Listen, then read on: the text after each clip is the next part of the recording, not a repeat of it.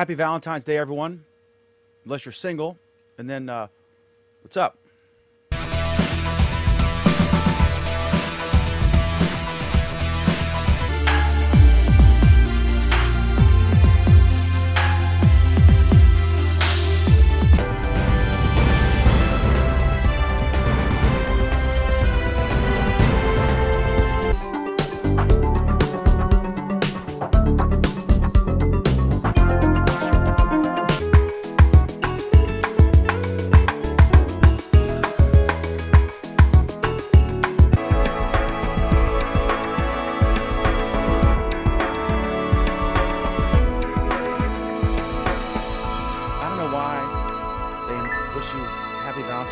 When you're single, they know you're single, and they still say it.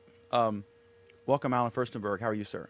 In New York. I'm doing well, Dan. I would point out that you've essentially commented that our viewers who are typically doing nothing on a Friday night, you're now implying that they're single and doing nothing on a Friday night. Way to boost the morale of our viewers there, Dan. You know, half of them are in their parents' basement with their Star Wars figurines. No, I'm kidding. Oh, yeah, we love our viewers. Really banning on alienating our viewers. Happy Valentine's Day, Alan. Can't wait to see how many we have next week after this. Happy Valentine's Day, Dan. Thank you. Pam, happy Valentine's Day. I understand you've had a wonderful one. You breakfast in bed, the whole deal, right? Or breakfast anyway. Yeah, I got jewelry, candy, flowers, breakfast, a card. I scored. Oh, well. Wow. That too. And Dan is quite speechless. Excellent news. Okay, Sheila. Better than getting him on Monday night show. Sheila B. Dubois in Utah. Welcome. Thank you. Good to have you with us. Always. And Harold Carey joins us Yes, from Idaho. Celebrate when we go in a couple weeks when we go out of town. There's no place to celebrate in Moab. Are you serious? You can't, like... You know, there's very little restaurants. I'm taking her around to a real nice restaurant in the big city, Orem, Utah. With they have, don't they have, isn't that the fiber? Nice restaurants there. Isn't that the fiber, one of the fiber hoods? Isn't that one of the fiber hoods, Harold? Yes, Provo and Orem are together in one, kind of like one city, real close. That's where the fiber is. Okay, cool, awesome. Now they're going to be putting in fiber in the next couple weeks into the Provo library. So I'm going to go down there and try it out. Awesome. Okay. Well, let's get to our topics. Our first topic, we had some sad news, but just because she's a sweetheart, but she's still going to stay with Google. Dory Storbeck, who is the community manager for Hangouts or Google Plus. What is she, Alan? For Hangouts. Okay. Both Hangouts and Hangouts on Air and the talk product that eventually turned into Hangout Text Chat. By the way, Dan, we're getting some reports that audio is pretty poor this evening. Vinny Bracco just reported that he is just hearing the left channel. Oh, wow. Hang on. Yep. Yeah, So, I have a little tin can sound from him. Okay, let me know if that's better. 1, 2, 3, 4. Let's see if that's any better. So hopefully that has improved things. Yeah, so Dory was the community manager for Hangouts, and then as Hangouts on Air came online, she continued to be the community manager for that, for what was Talk and what is now Hangout Text Chat. So the whole Hangout product line was under her. And now she is moving on to another position inside Google. She's going to be working with Google's internal privacy monitoring and systems and controls. So this is a really big boost for her. I mean, it's the privacy stuff is a big deal inside Google. So, so this is a major move for her. The catch and the concern is that this now leaves Hangouts without a community manager. So we're not exactly sure how that's going to end up happening. But this is great news for her. I mean, you know, she's done a great job with Hangouts. I'm sure she'll do a great job with privacy. This is commonplace, right? Because I mean, every few, you know, they can, if they're on a specific project, then they're allowed to switch teams at the end of the project if they choose, and they can. I think one of these issues, yeah, I had it. I'll explain real quick. I have two computers. One is the Hangout computer, the video call computer, and then I have my streaming computer, which is running OBS, and I have different audio set up. When I'm in between shows, if I want to go into a Hangout and talk to somebody, I have to switch the audio around. I forgot to switch it back, so it was my fail. So I apologize. But it's not uncommon for them to switch. And one of the rationales for that, for having a policy that allows that, is it rewards the best teams and the best team managers, because they're hot flock would flee if you know. It does a number of things. I mean, it's almost encouraged inside Google because they like having people moving between projects. So you get a sort of cross-pollination. You get people with understanding of a broad number of what's going on in Google. And this only, you know, helps them out because it means that people have a good, well-rounded understanding of everything that's going on. And you can bring knowledge from one team to another team.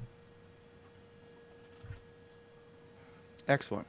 So, Harold, I know you've talked to Dory a great deal over the year and a half or so. What are your thoughts on her moving on?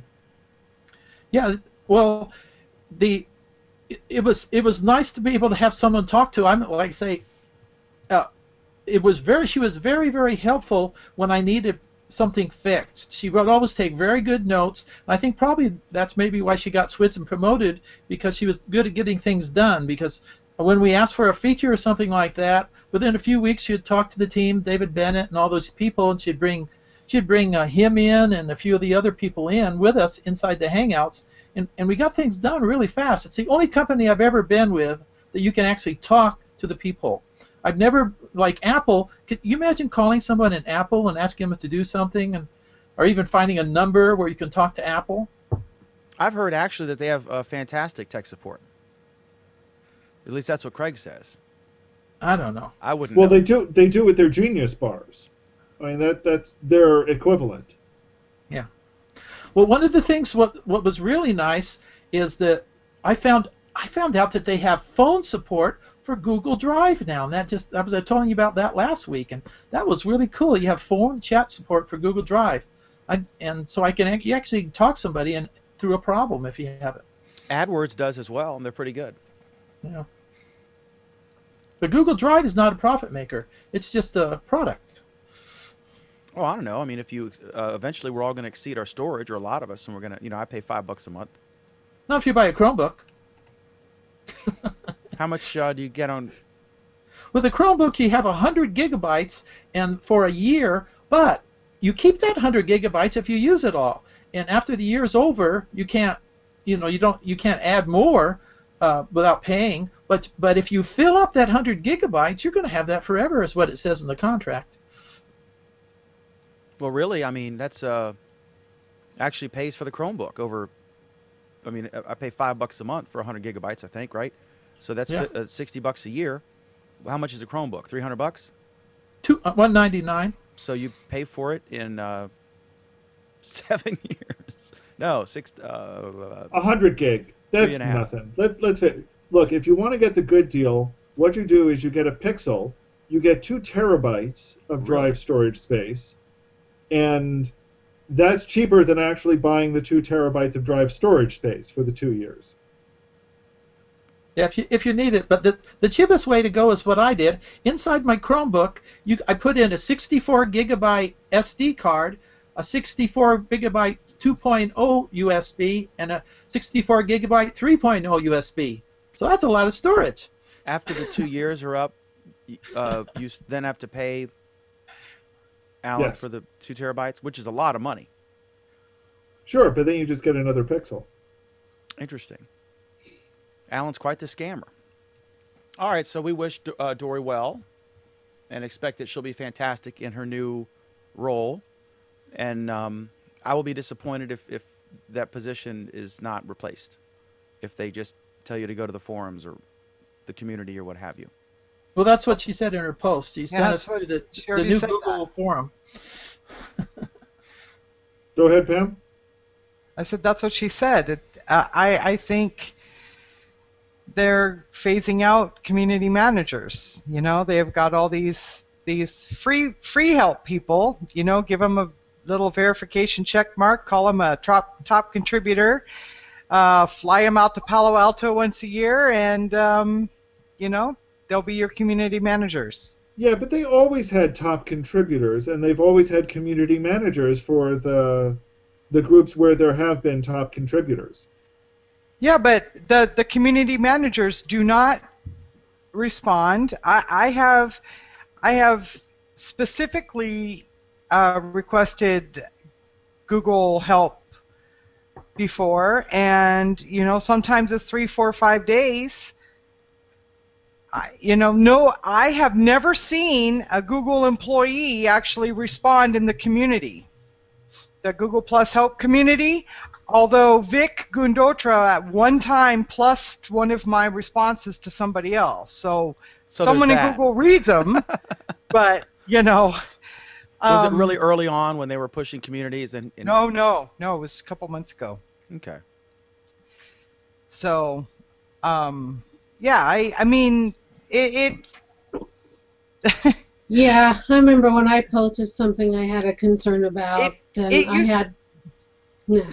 Yeah, it used to be that we could get a response if there was an issue. Now, granted, 50 million people all using Google Plus. I can imagine that they are inundated with requests and things like that. But then, you know, why have a community manager?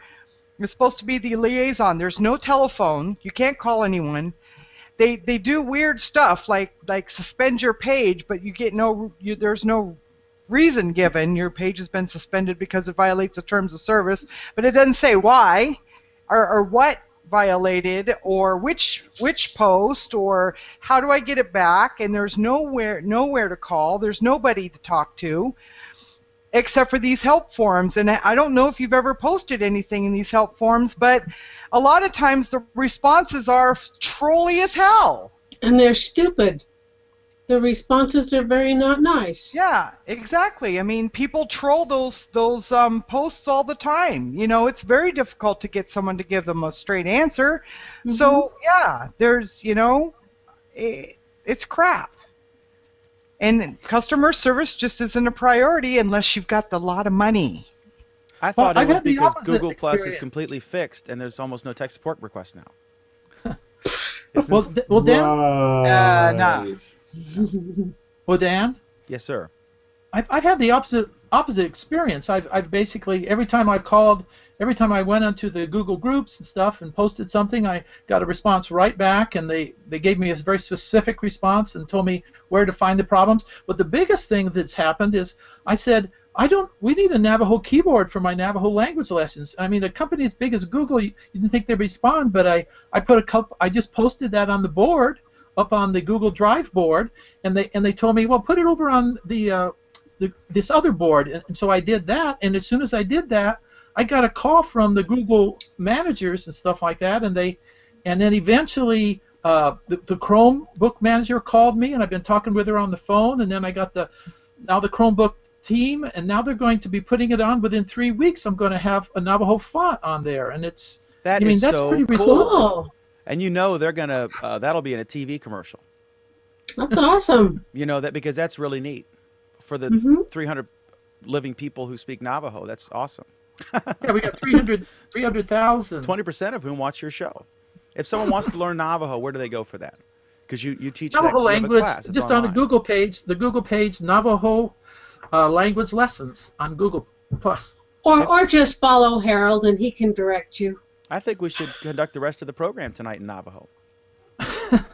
Can you say Can you say welcome to Google Plus Week or something in Navajo? Oh yeah, yeah. The words you want to know is Yata A is that's how you start everything, and then they have Abena is in morning, and then you say Yata A, Yishina to your friends, hello my friends, and then the most common word they use is Najona. That means beautiful, like good, beautiful. Anytime you want to say good, beautiful, you say Najona. Is that the code talkers? Was it World War II? Was that Navajo? Yes. Yeah, and we just did a complete interview with a code talker on Google Plus with Sarah Hill. I got Sarah Hill to put him on, and I introduced her to him, and so he did an interview on Google Plus. One of the last of the original code talkers, Chester Nez. That's awesome. Cool. All right, so should we go? Are we good on that? Yeah. All right. And next is Valentine's Auto Awesomes, which I haven't really seen, and I'm boycotting this topic because I'm single, so I don't care about Valentine's Day. Although like 50 people have wished me happy Valentine's Day. What do you think? I haven't seen any Valentine Auto Awesome. Well, I think it's stupid. Here's says the lady with the heart dress. Yeah. Here's the comment that I left on someone's post about it. It took an intern an hour, okay, to do this. So it's the Flappy Bird of projects. Then they roll it out, right? And for the next 2 days, all the people are posting all this negative crap about it, and ignoring all the real stuff that's going on with Google. That really needs to be fixed, you know? Here, let's throw them. First it was the snow, now it's the hearts, next it'll be baby chicks at Easter, and, you know, forget all the things like, how can I turn off the plus ones? How can I stop people from inviting me to communities? How can I block someone from the notification or from the notification window? Here's the thing, though, Pam. For starters, I agree with you. I really wish they'd actually address some of the real issues in Google Plus and some of the real issues in Photos. But this did not take an intern 1 hour to do. And the reason why is, and actually, from a technical point of view, this is cool. This is really, really cool, because what this does is it will add the cutesy hearts to pictures of people kissing. If you think of, and it does it automatically, and if you think about it for a couple of minutes, you realize that means that Google has taught their systems how to detect pictures of people kissing. Well, we already know that their machines know what peen is and boobs are and all that other stuff, because, you know, those things get banned, and, you know, there's not someone sitting there going through posts going, oh, yeah, okay, here's one. You know, I mean...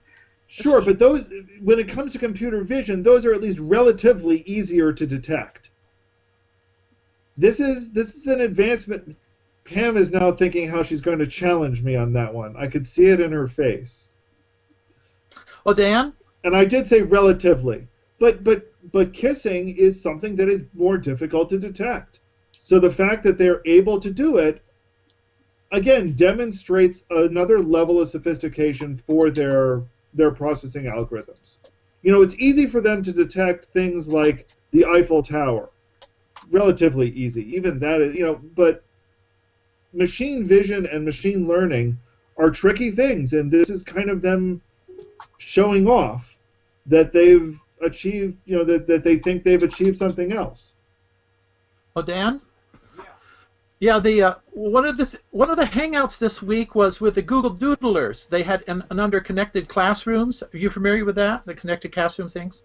Well, the Google Doodlers, they came on there and they were telling about it takes them a full month to do a doodle, one of those doodles that are up there.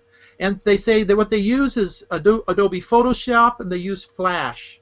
And so, have you seen the one today that they have? Every single one of those hearts has a movie and an audio attached to it on today's Valentine's Doodle, this took a lot more time than the little hearts falling down.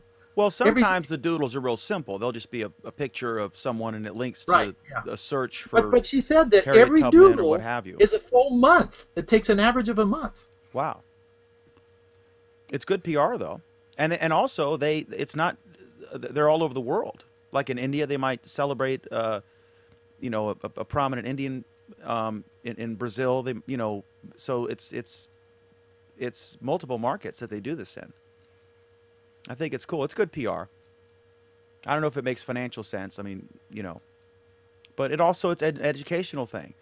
It draws attention to what Harriet Tubman did, and the risks she took, and what she accomplished. And they have a patent on it. I learned, in fact, about Braille. Was it Louis Braille, the gentleman?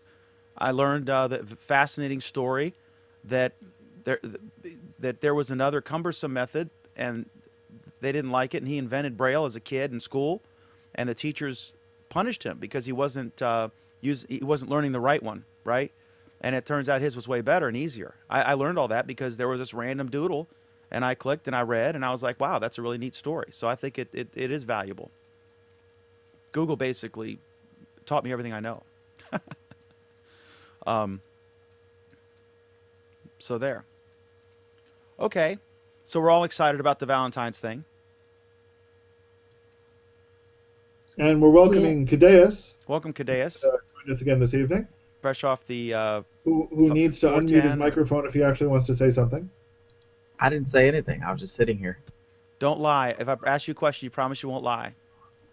I promise I won't lie, but that doesn't mean I won't answer either. It doesn't mean you will answer. You mean okay? So you were on the 440. What's 405? 405. Were you watching the show on the 405? Of course I was. Of course I was. Why would that have been? All right. Pam isn't here to yell at me though. Pam's gonna be all over your stuff. Okay. Cadeus, did you have anything on the Valentine's thing? I'm good. Okay. All right. So auto backup for desktop no longer requires Picasa. I assume. I didn't know it did. Can you explain that, Alan? Well, the reason why you didn't know it did, Dan, is because you are, as always, not paying attention to this show. Well, when you go 4 hours on a photography kick, my eyes glaze. Well, I go to 7-Eleven. I turned that feature off. I had installed auto backup for Picasa, but I killed it because I didn't want every photo on my Picasa or my computer to upload to G+. Now, It doesn't work that way. You basically can pick which folders you want uploaded. No, I don't know. The Picasa pulled everything. It posts every No, it photo. doesn't. I have it running right now, and you just push that little button there, and it says which files do you want backed up, which folders. And the reason it does the default is your pictures folder. And you can, Are we talking about Picasa, or are we talking? Which one are we talking about? the auto backup feature. We're not. No, the auto backup feature works great. But the auto backup feature. No, the auto backup feature, the one that just came out 2 days ago, that one works great. But the original one from Picasa sucked. Is there a new one for Picasa? It's not for Picasa. It's standalone. Yeah, the one that has been out for the last couple months. A little button pops up when it installs, and it says which folders do you want to back up, and it automatically defaults to pictures, which is everything. So you just uncheck that and just put in a subfolder, and that's the way it works. Oh, I didn't even notice that. So Cadeus, have you tried the new auto uploader? Yes, I have, and I love it so far. Can you run us through? Tell us a little bit about it and how it differs from the Picasa version. And where do we find it? Excellent question. All right. So I've only used the Picasa version maybe once or twice, and the issue that I had with the Picasa one is that it just seemed to just search your whole entire computer and try to find all the all the pictures and videos, and then just starts uploading them to Picasa. Well, that This was my problem version- with Picasa. I mean, Okay, that's just yeah. Picasa being stupid. So this particular version, what it allowed you to do is right from startup, it's just a small, it's really just a small file, and a small program, and all it does, it runs, it searches the folders that you tell it to, or the locations that you tell it to search, or the applications that you tell it to search for, and it goes and gathers the pictures from that, and then uploads them and tries to keep them in sync with Google Plus Photos. So yeah, so that's kind of what it does. I don't know necessarily where to find it. All I know is that it popped up while I was uploading. So I was uploading stuff, and it was like, hey, why don't you try this instead of using that? And I was like, okay, great, I'll try this. I'm good. And so I gave it a try, and I like it so far. The only thing that I think I need to do is go through all my photos and put them. Basically, I need to work with the system, so to speak, if that makes sense. So, Yeah. so you got the link to it while you were going through photo uploads. So if you want to get it, the best thing to do is try to upload a photo, and it will suggest it to you, probably, maybe. Then, Right, or if you just click photos, I think it was on a banner at the top. Yes. Because initially I clicked away, and then I came back and it was on a banner at the top saying, hey, try this, try this, try this. It's in your face, I'll give it that. I have it on right now. I'm going to do a screen share and show it to you. Oh, I got that button. Back up your photos automatically. You see my screen share? This is what it looks like. Yeah, I see that, Harold. That's what I got. Okay, and you got that just by going to your photos. Yeah. Yeah, just by clicking on the photo button. Okay. Well, that's the button I had before. Yeah, this just popped up just recently. Will that replace the little button that I had? Okay, well, we'll see what happens. I don't want it to automatically back up, though. Well, that's the beauty. You find the things and you set it to what you do want. Yeah, it's an option. It's Yeah. a feature you can use if you choose to, right? Yeah, it's actually when you click on that button, it downloads a program, and you have to execute the program to make it work. Couple comments. Chuck Cortez says he doesn't mind uploading everything. I don't take inappropriate photos anyways, and I am insured to have a backup in the cloud, not one shared publicly. That's a big plus, especially from your mobile device, which could be stolen or damaged, and you lose your pictures otherwise. And it's free, right? Unless you upload at full size, which I turned on, and then it just counts towards your drive. I like that it's all integrated. When it was disparate services, it wasn't the case. But now with Drive, your documents and it's all in one. But I think, Alan, you corrected me on that, right? Your documents are free. Yes. Your Google Docs, your Google Sheets, your Google Forms, your Google Presentations are all free, yes. And also the photos are, if you don't load them up at full, you can. I have over 10,000 photos, and I'm going to upload all of them because as long as you load the lower resolution, which is 1,200 pixels, it's free. Okay. All right. Excellent. There we go. Okay, so next up is Google's working on 10 gigabit internet speeds. This is interesting. I'm not sure, maybe Alan can tell us what the practical application is, but the gist of it is Google's working, there's an ad, Google's working on technology that will provide data transfer speeds over the internet that are many times faster than its current Google Fiber service in Kansas City. An executive said Fiber offers transfer speeds of 1 gigabit per second currently. The company's already working on speeds of 10 gigabits per second. And he said this was the next generation of the internet, said it was part of Google's broader long-term obsession with speed. Faster speeds will increase the use of software as a service because users will be able to trust that critical applications that are data intensive will run smoothly over the internet. That's where the world is going. It's going to happen. It may happen over a decade, but, quote, why wouldn't we want to make it available in 3 years? That's what we're working on. There's no need to wait. And it points out Google's not the only company working on this. Researchers in the UK announced they've achieved data transmission speeds of 10 gigabits per second using a Li-Fi wireless internet connectivity technology that uses light, So I guess that's similar to fiber optic. So this, obviously, if they were to roll this out, it would, unlike fiber, it would be certainly marketed toward businesses, because you've got to be able to send it, not just receive it. And Alan, what's the practical application for that's pretty darn fast? That's a lot.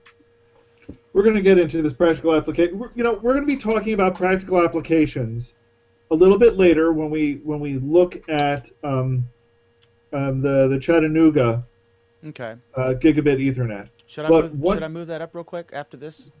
No, because it's going to be one of our longer discussions, I think. Okay. But once again, it starts turning into it's a chicken and egg problem in some ways. You're not going to see a big adoption of technology until there's a clear need for it, and nobody's going to give you the need for it unless there's a way to pull it off. So, I think this is another one of those cases. So yes, you could be talking about you always like to talk about better screen resolution. Okay, so we're going to be talking about 8K screen resolution. We're going to be talking about higher than that. Or we're going to be talking about, ways to deliver multiple ones of those to a household, or multiple ones of those to a movie theater. Imagine 4K YouTube live streaming. Wouldn't that be something to, when they do like the World Cup or whatever it is, various things on YouTube Live, award shows, if they could offer 4K streaming, that'd be very interesting and competitive for some of these events, because the networks can't offer that yet. It also wouldn't surprise me if we start seeing more and bigger immersive features to it. So 3D, 3D was cheesy, and part of the reason why it was cheesy is because the frame rates that were required, were tough to pull off in some ways. What if we had the bandwidth to pull off that kind of immersive experience in a movie theater or in our homes? There's a lot of things that are out there that can be explored. And I think unless people have the bandwidth, they're not going to try, because there's no way to try it. So I'm always excited. There's one hard and fast rule about bandwidth, and that's that no matter how much you come up with, people will consume it. It's the same as with hard drive space. It's the same as with computer memory. If you give it to them, they will use it. They will find a way to use it all up. Well, Dan, there's a limit. There's a limit to that on actually what can be used. Like I was explaining last week, I do these tests. I went down to my internet provider, and they have fiber optic down there, and so I'm going 10 megabit up and 10 megabit down with what they have, and they're going to increase it pretty soon. But what I found out is uploading to YouTube and downloading to YouTube, we're talking, even though they have that 10 megabit, I'm only getting 200K upload and download, because YouTube limits the amount of bandwidth coming through there from each internet person. So the maximum you can upload to YouTube, no matter what's your fiber, if you have fiber or anything, is around 200 kilobits per second. Well, it doesn't apply to live. Later. It doesn't apply to live, because right now I'm streaming to YouTube at I'll show you guys what it looks like here. On the right there, you can see the streamer, and it is at 4100, 4200 kilobits per second, and no missed frames, dropped frames, 0. We'll be discussing this later again as well, but part of the reason for that isn't necessarily on YouTube's end. It's on just what is the capacity in between here and there, and some of it's the peering arrangement, some of it's your ISP. Yes, some of it's going to be YouTube as well, just to make sure people aren't flooding their network. That's what they said. That's exactly why they do that. So there's lots of places that you see those kinds of network controls in place. Mm-hmm. And I don't think it's a big deal if you're uploading a video, if it goes a little slower. It's watching a video, if it that's the frustrating thing I have. But if I upload, like if I was recording this locally and then uploading it like I used to do when I used Wirecast and before I had YouTube Live, then it would be quite a while for me to be able to, you're talking, this show's about 6 gigabytes. And to upload that would be, 45 minutes or whatever. And I don't mind waiting for that. It's a free service. Now, I mind if I'm trying to watch a video and it gets stuck and it won't buffer. I like the old days when you just have to wait a little bit and it would buffer along and then it would play in HD. Now, sometimes, it just keeps playing in pixelated, crappy SD, if that, and then eventually it catches up and goes 1080. Yeah. I don't like that. And I've tried the HTML5 version and the non, and they both are different, but I prefer the old days. I'd rather, if I want to watch something in HD, I want to watch it in HD. And I don't mind waiting if that's necessary. I don't want to have halfway through it switch to HD. And then if you go back, and you can't pause it in the beginning like you used to be able to do and let it buffer and then hit play. And I've got like 30 down and 10 up, so the bottleneck's not on my end. Yeah, Dan, what you're saying is right. What's really cool about this is if I do a video with YouTube using a live video like a Hangout, I can do an hour broadcast in high definition, and in a few minutes that's up there. If I do it on my video camera, it takes 14 hours to upload. An hour broadcast takes 14 hours to upload. So what I'm doing now is I'm hooking up my video camera to my laptop and uploading it live, because otherwise it's going to take me 14 hours to upload a video that I've got with my camera. How many gigabytes is that file? An hour's is about 5 gigabytes. That would be like an hour for camera. me to upload. It takes you 14 hours, and you have 10. It takes me 14 hours to upload about an hour video that I took the other day. As an experiment, I will upload unlisted this show, which will be about anywhere from 4 to 6, 7 gigs, depending. And I'll report back to you. Okay. And I'll mention it in the show. I'll comment on the video. I'll say, and by the way, tell me your speed on the upload of when you're uploading a file to YouTube, because that's what we're talking about. Right. The How do you know that? uploading of a file. How do you know what the speed would be? You can in Chrome. On your Chrome browser, what's really cool, do you guys know about this? There's a little thing in the Chrome browser that you can actually type in and it shows you the speed of what's happening right now. No, can you screen share and show us that? I'm not aware of that. Sure. Okay. Alan, he found the technical thing I'm not aware of. Yeah, are you talking about it's a real super cute little thing. The network monitor? Yeah. The network debugging? Yeah, that's pretty cool. Yeah, so I'm going to go here to my little, first I'll bring it up and then I'll show it to you. It's on my bookmarks. Basically, while Harold's looking for it, I'll describe it quickly. What it does is shows you every network connection, every file that it's downloading. It'll show you how long it took to resolve the name of the machine that it's going to, how long it took to connect to it, how long before it started getting a response, and then how long it takes to actually download all the data or upload all the data. So you see how the network connection's broken down by the task that it takes, and you get an idea of how long the file transfer itself went for, whether you're hitting things quickly and efficiently. It's a lot of it's meant for website developers, so they can easily see just how painful some of their file transfers are. Okay, look at my screen right now.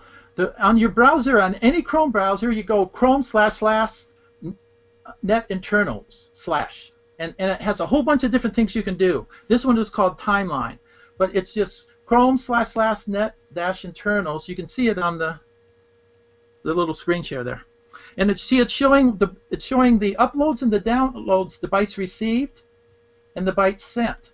I'm going to take away all these other things and just leave those two. So the red thing is the bytes sent, and the green is the received. So you can see how much bandwidth this Hangout is taking.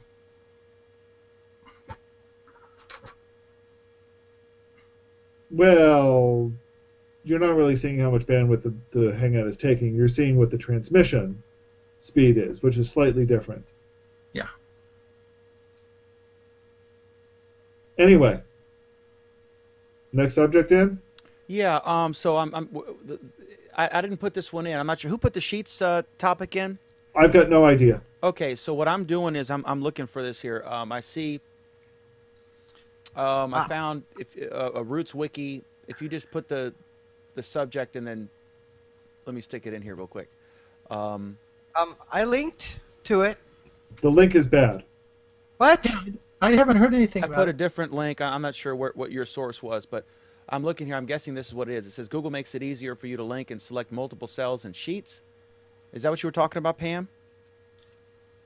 I guess. I was just looking for shit to put in there. We're just I don't know anything about it. we're just phoning it in tonight, everybody. We're all wasted from Valentine's Day, except our two Mormon friends who can't even have coffee. I can't imagine. I could go without booze, but coffee, nobody. All right. This is a triple latte, so it's got See? 3 shots. All right. Sorry. So We can anyway, skip that, I guess. there are enhancements of some sort in Drive, and I have no idea. I Yeah, don't we know. could probably skip that. What, Pam, do you remember what the enhancements were?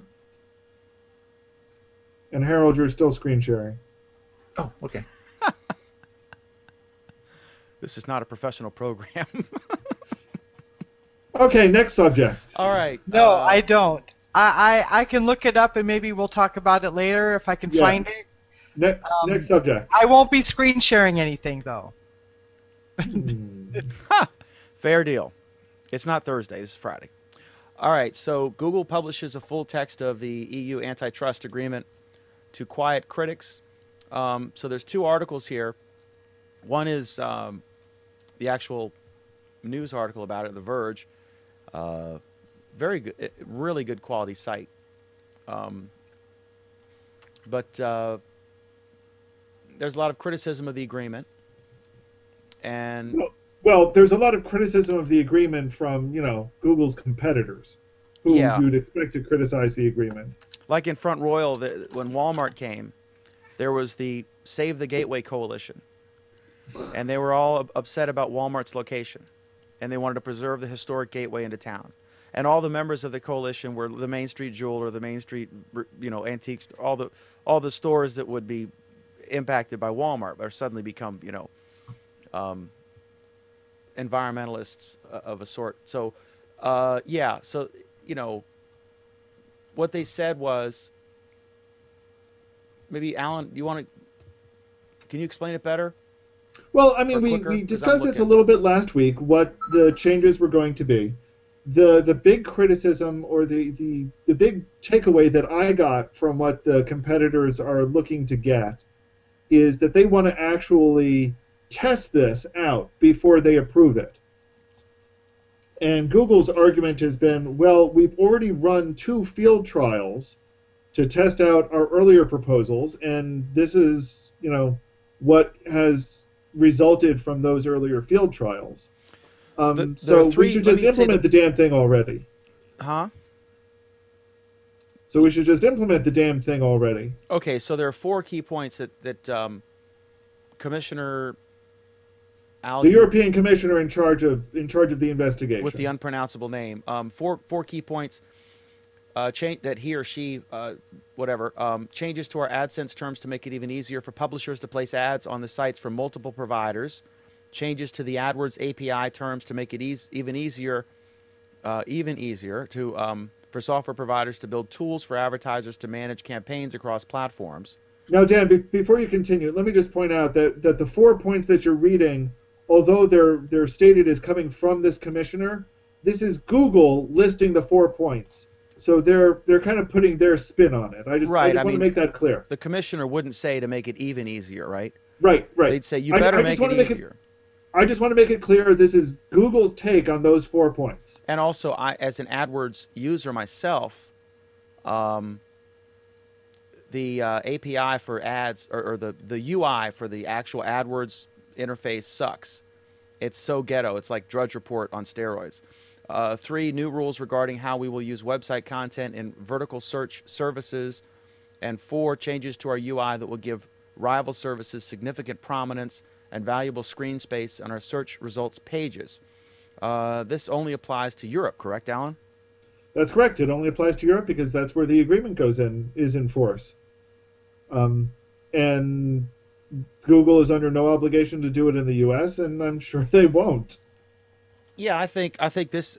I'll make the analogy I always make on this. I think it's not a monopoly. There's Bing, Jeeves, and people just tend to not use those because they suck. But there's no barrier to entry. I mean, anybody can invent a better search page, and we would use it if it were better. Absolutely, we'd use it if it were better. Although you can argue that Bing doesn't suck actually that bad, and nobody uses it because of the power of the incumbency of Google. You could argue that. I won't. And the other thing is, this is very much like every major retailer that has their house brands. Joe Boxer at Kmart, Market Fresh. It is nothing like the retailers. Can we get away from that analogy already? I think it's house brand. They promote their house brands right on eye-level shores. It's not. You can pay 20 cents for a pack of Kool-Aid, or you can pay 12 cents for the Great Value brand, and I can't tell the difference. So what's wrong with that? Does Walmart have an obligation to stock your product? Walmart's as prominent as Google in my town, as far as their share of the market for what they do. Are they obligated to carry Furstenberg brand chili, and should they be punished for carrying Great Value brand chili? Can you imagine how nasty that would be? Oh my God. Anyway, so that's my 40-second version. It was a little more than 40 seconds, but we've heard it many times before, so it really doesn't need to go on any further. All I need is 40 seconds. Uh-huh. Anybody else want to weigh in on this? That's what she said.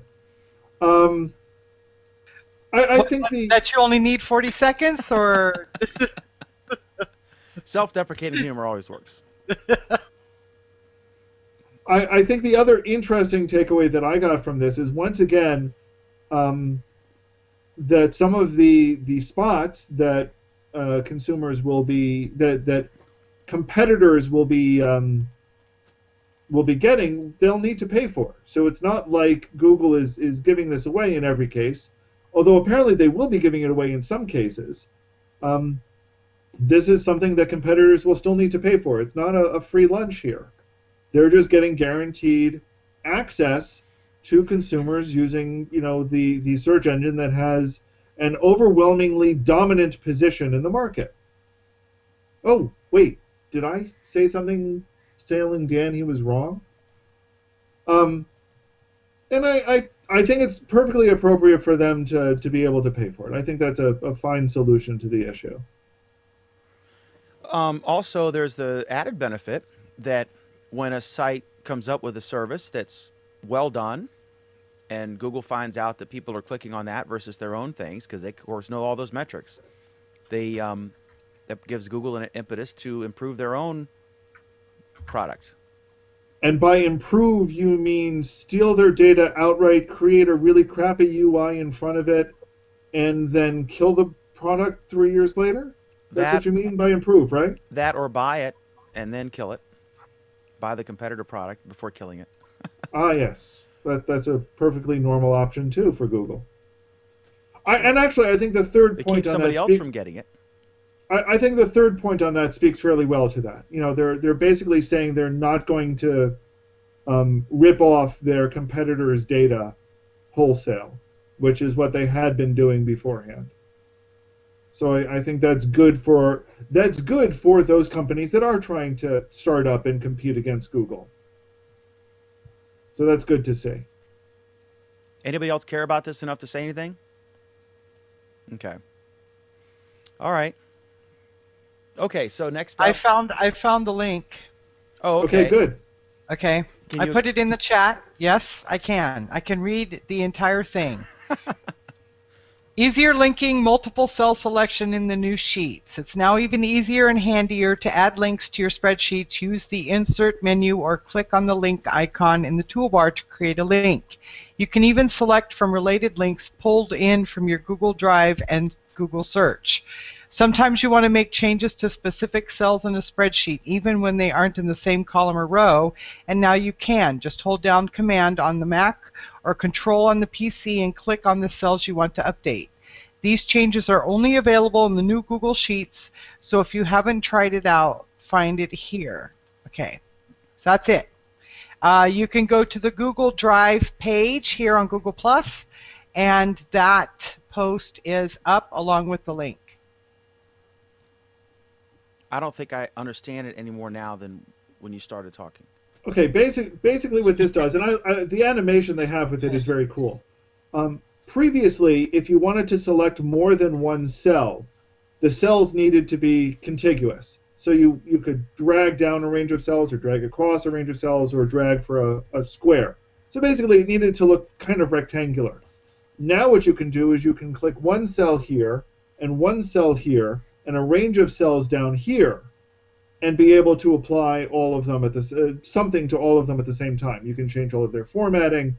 I assume that you can add them as a range, and do various things to it. This can be useful and powerful in some ways if you need it, but most people aren't going to. But still, it's a nifty feature. I'm glad to see it. Oh my God, it exists. Great value chili with no beans. Wow. Can you imagine? Are you saying great value chili with no beans? Yeah. Thanks. Dan, What's chili without beans? There it is. If you weren't kids, if you weren't Mr. hungry, you're going to ADD. get that way. So what was the next topic, Dan? I think I'm going to show this the rest of the show. I think I'm just going to. There it is, kids. Thank you, Cybernaut. We appreciate it. All right. So Dan, are you going to be doing a taste test for this on next week's show? He is. That's a part of Dan's life. Remember? I think I'd need to get some of those Wednesday show. fans that they use to create the special effects in the movie Twister. If we did a big taste test for Great Value brand chili, I'm sure it's a great value. Yeah, special sound effects, right? Indeed. Okay, so there you go. Next up, there was a little story in the news. Comcast, everyone's favorite company. They keep saying they're going to, or they announced they're buying its proposed purchase. It'll have to be approved by the feds. I've seen. I'm biting myself. If I start bleeding, that's why. It's because you want all that chili. I'm salivating at the thought of Great Value chili, is what it is. So anyways, Comcast wants to merge with Time Warner Cable. This would give them interesting take on this was from Brian Stelter, formerly New York Times, now CNN Reliable Sources host and media writer and general reporter for CNN. He said now Comcast NBC will own not only 30 Rockefeller Plaza, but the cable pipes beneath as well. So, and I've seen speculation that they might have to agree to net neutrality as a condition of this. I've seen folks say this is really all about broadband, but it's not really all about broadband.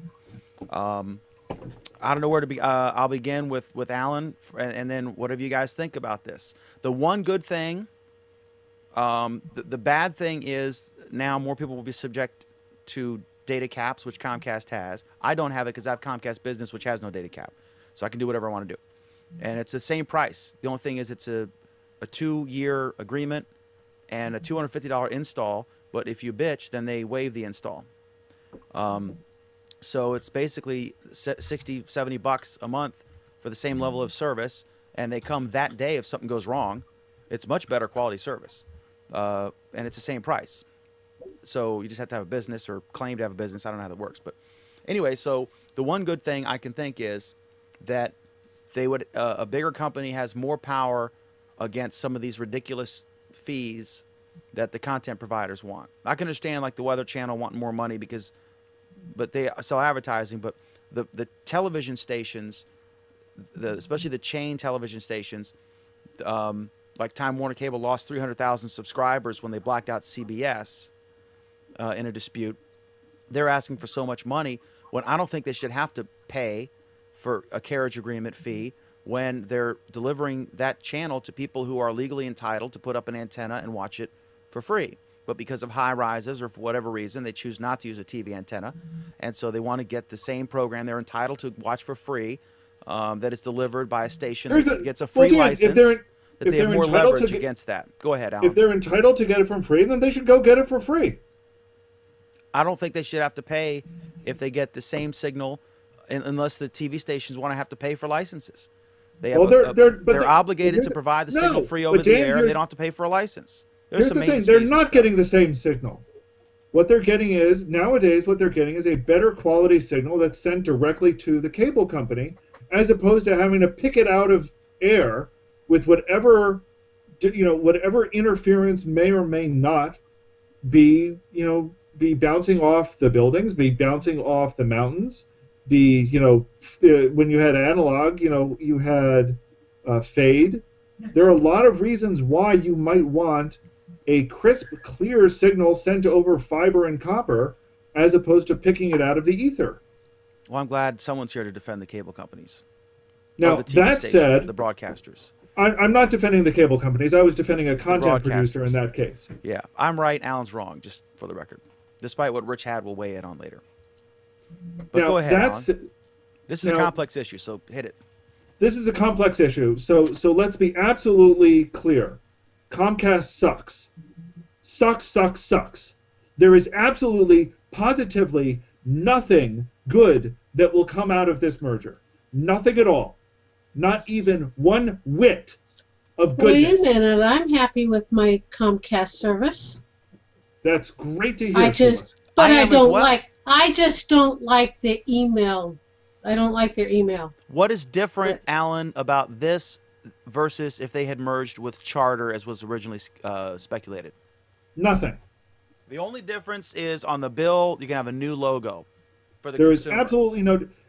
But there's absolutely no difference. What this is going to mean is that you've now got an even bigger cable company that's going to be able to march into communities and say, it's our way or the highway. You either let us extort your citizens for the video and data, or we will clip our copper wires and go home, and you are going to be screwed.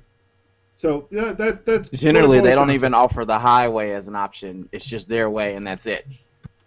Well, you can get your television over the air, and you can string a couple of tin cans together to get your internet. That'll be fine. It's also worth noting that this is it's not a public utility. These are private companies. But in most cases, even if they don't have an exclusive agreement, which is the case in most towns, another company could come in. But just like Sam's Club and Costco, if one comes in and all the businesses sign up, then the other one's reluctant to come in many cases, not all. So you're saying that it's not possible for anyone to just challenge the incumbency here? I'm saying it wouldn't make economic sense for you to go into New York City and run all new cables to provide a similar quality of service. If you're Google Fiber and you're providing a higher level, that's different. It's trivial to establish competing companies, just like it's trivial to establish a competing search engine. It's very different to create a website versus running cable to every house. No, it's not. Google doesn't have to pay to run a cable to everybody's house. When Bing started, they didn't have to do that. They will if Comcast has their way. And there's still some form of infrastructure that needs to be built, regardless of if it's web or physical. And if it's going to be expensive on both sides. Comcast, if it were cheap and if anyone would sign up, then they would do it.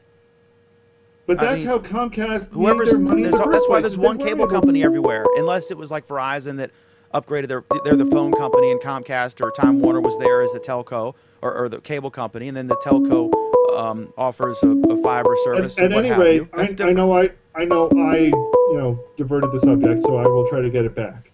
There is nothing good about this deal. There's one problem, however. There's also probably very, very little reason that the feds will have, very, very little legitimate reasons that the feds will have to block it. Because despite the fact that they're going to be increasing their power and decreasing the competition, the fact is they were never in competition with Time Warner. Yep, because they've already divided up their little territories. Right. So I mean, the competition is with the satellite companies and the limited Verizon places and- where Verizon is established, and the internet. So now they will be your internet provider, unless you can figure out some other way of getting on the internet. So whether you buy their cable service or you buy their internet service, they're still going to make out. Yeah. I mean, you know, and as much as, you know, I don't know. I think, like I said, I think the deal stinks. But I don't think there's any legitimate reason to block it. Unfortunately, I wish there was. Who is your provider, Alan, and what do you like or dislike about it? And compare that to any other providers you may have had in the past. Currently, I'm using Verizon. I've got Verizon Fios, and my previous one was, I'm looking around to see if I've got a bill floating around on my desk. I think it was Cablevision. Honestly, I don't remember because every couple of years when one expires, I switch to the other one. What? But I'm lucky that way. I've got competition in my area. We have Fios now, and we used to have Time Warner because that's who services our area. So you're nodding, Cadeas. What looks like you have something to say there. Oh, I was just agreeing with Pam. I felt sorry for her because she had Time Warner and then she went to Fios, which was really good. So that's a major improvement from Time Warner. That's all. I mean, the biggest reason why we switched was because the internet was completely unstable. I mean, 5 or 6 times a day it would go out, and they were like, "Oh, here's another router, or here, let's do this," and they never fixed it. In my area, Time Warner was always really, really, really good at providing television service, but their internet sucked, and then vice versa, Comcast television service was subpar, but the internet was pretty solid, at least in my area. And they didn't really compete. If I'm not mistaken, in Kansas City they had a non-compete agreement between each other, and they wouldn't actually compete. They wouldn't build in each other's areas, and even the employees would get employee discounts. So if you work for Time Warner and you lived in Comcast, you could get an employee discount on your Comcast service, and vice versa. They had that all set up. Wouldn't that be illegal to have a non-compete? No. Why would it be? I don't know. Yeah, why would it be? I mean, basically, you can structure a non-compete essentially as a service, as a territory dispute condition, so that you've divvied up the territories. Yeah. You don't necessarily have to structure it as a non-compete. Just structure it as a resource sharing agreement. And power companies and water districts and stuff do stuff like that too. And I think. But power companies and water districts are regulated monopolies. In most places, well, that's the difference. So are cable companies. They're usually not regulated monopolies. They are franchisees, and they are they have a. I've totally escaped. It's not a. They have a franchise negotiation agreement. They don't. It's right not with regulation. the local municipality. Right, and they'll say like, well, you have to have a local, like here in Front Royal, they have to have a local payment office for people to come in and pay their bill if they want or pick up a box, and they always every time they up it, they always try to get rid of that. They might have an agreement where you have to have a cable access channel, a public access channel where, conspiracy theorists can go on and whatever. If there's no AM station, they can go on. That sort of thing. And so those you don't listen to George Norrie at night. I'm gonna fill my basement with storable foods and guns for when the government comes. I do have an earthquake disaster kit, so to speak. I've got a few months worth of food and medicine and water and stuff like that. But I mean, we kind of have to have that kind of stuff. I'm not like full on prepping or anything, but yeah, it's not a conspiracy theory. It's more, we would be SOL if their big one hit and we weren't prepared, So. And the thing to what Alan was saying is, that if you look at New York, his competition is Verizon Fios and Time Warner Cable. Well, Time Warner Cable's in trouble, probably because they have competition. And Verizon Fios has stopped building out new Fios areas, right? So it doesn't work if there's more than one at their current price points. They're very profitable if there's just one, because your choice is you can have cable or not. Well, it's very you can get profitable Dish or if there's just DirecTV, one, but because you there's can no jack it up to ridiculous levels that just aren't worth. I mean, the problem is they're kind of in this conundrum. The service they're providing isn't worth what they want to be paid for it, is what it boils down to. And you don't have an option, and it's a big deal, because if you're trying to sell a house and you have the beautiful house on the mountain, and your only option is dial-up, you can't sell that house. Nobody's going to buy it. And if you're trying to start a business, you're going to choose it. The first thing I would look at, what is the quality of internet? If you have a bookstore and you want to sell books online, or any kind of business that has internet access or requires it, you're not going to track those businesses if the internet sucks. And so it's a deal. It's a big deal. And it is unregulated largely. I mean, there are franchise agreements, as we said. But I don't know. I guess it. I mean, So, it looks so like is it going to be it's gonna regulated? happen. Was it going to be regulated once they remove the competition, or any semblance of competition? There is no semblance of competition today. Is there? I agree. In certain areas there is, but in most cases there's not. I mean, I can't. I guess I can get my internet from Time Warner if I don't want Fios anymore. But I don't think that's the case for most people. I don't think there's a choice. Hey Sheila, can you mute? You can hear you typing. Yeah, I'm talking to Dory. Yeah. Okay. Go ahead, you know what I Pam. mean? Yeah. So there's. What are you gonna? You're gonna get internet through Dish? That has huge latency, which we know. Yeah. As always, this boils down to, I think we can all safely agree, we all want competition. Okay, that's good for the consumer. So, okay, we don't all want it. They don't want it, that's for sure. We want competition. The problem is, this doesn't change competition in any way. You're not going to increase competition, but for most people, and by most I mean the vast majority, the overwhelming number of people, this isn't going to decrease competition either, because these two companies didn't compete against each other. All this is going to do is give one of the companies more leverage to beat up local municipalities. And, that's not good. It's going to give them more of a reason to mismanage their own resources, which isn't good. Certainly not going to give them any there's no benefit to the consumer. I don't see any place, any way that this is going to benefit the consumer.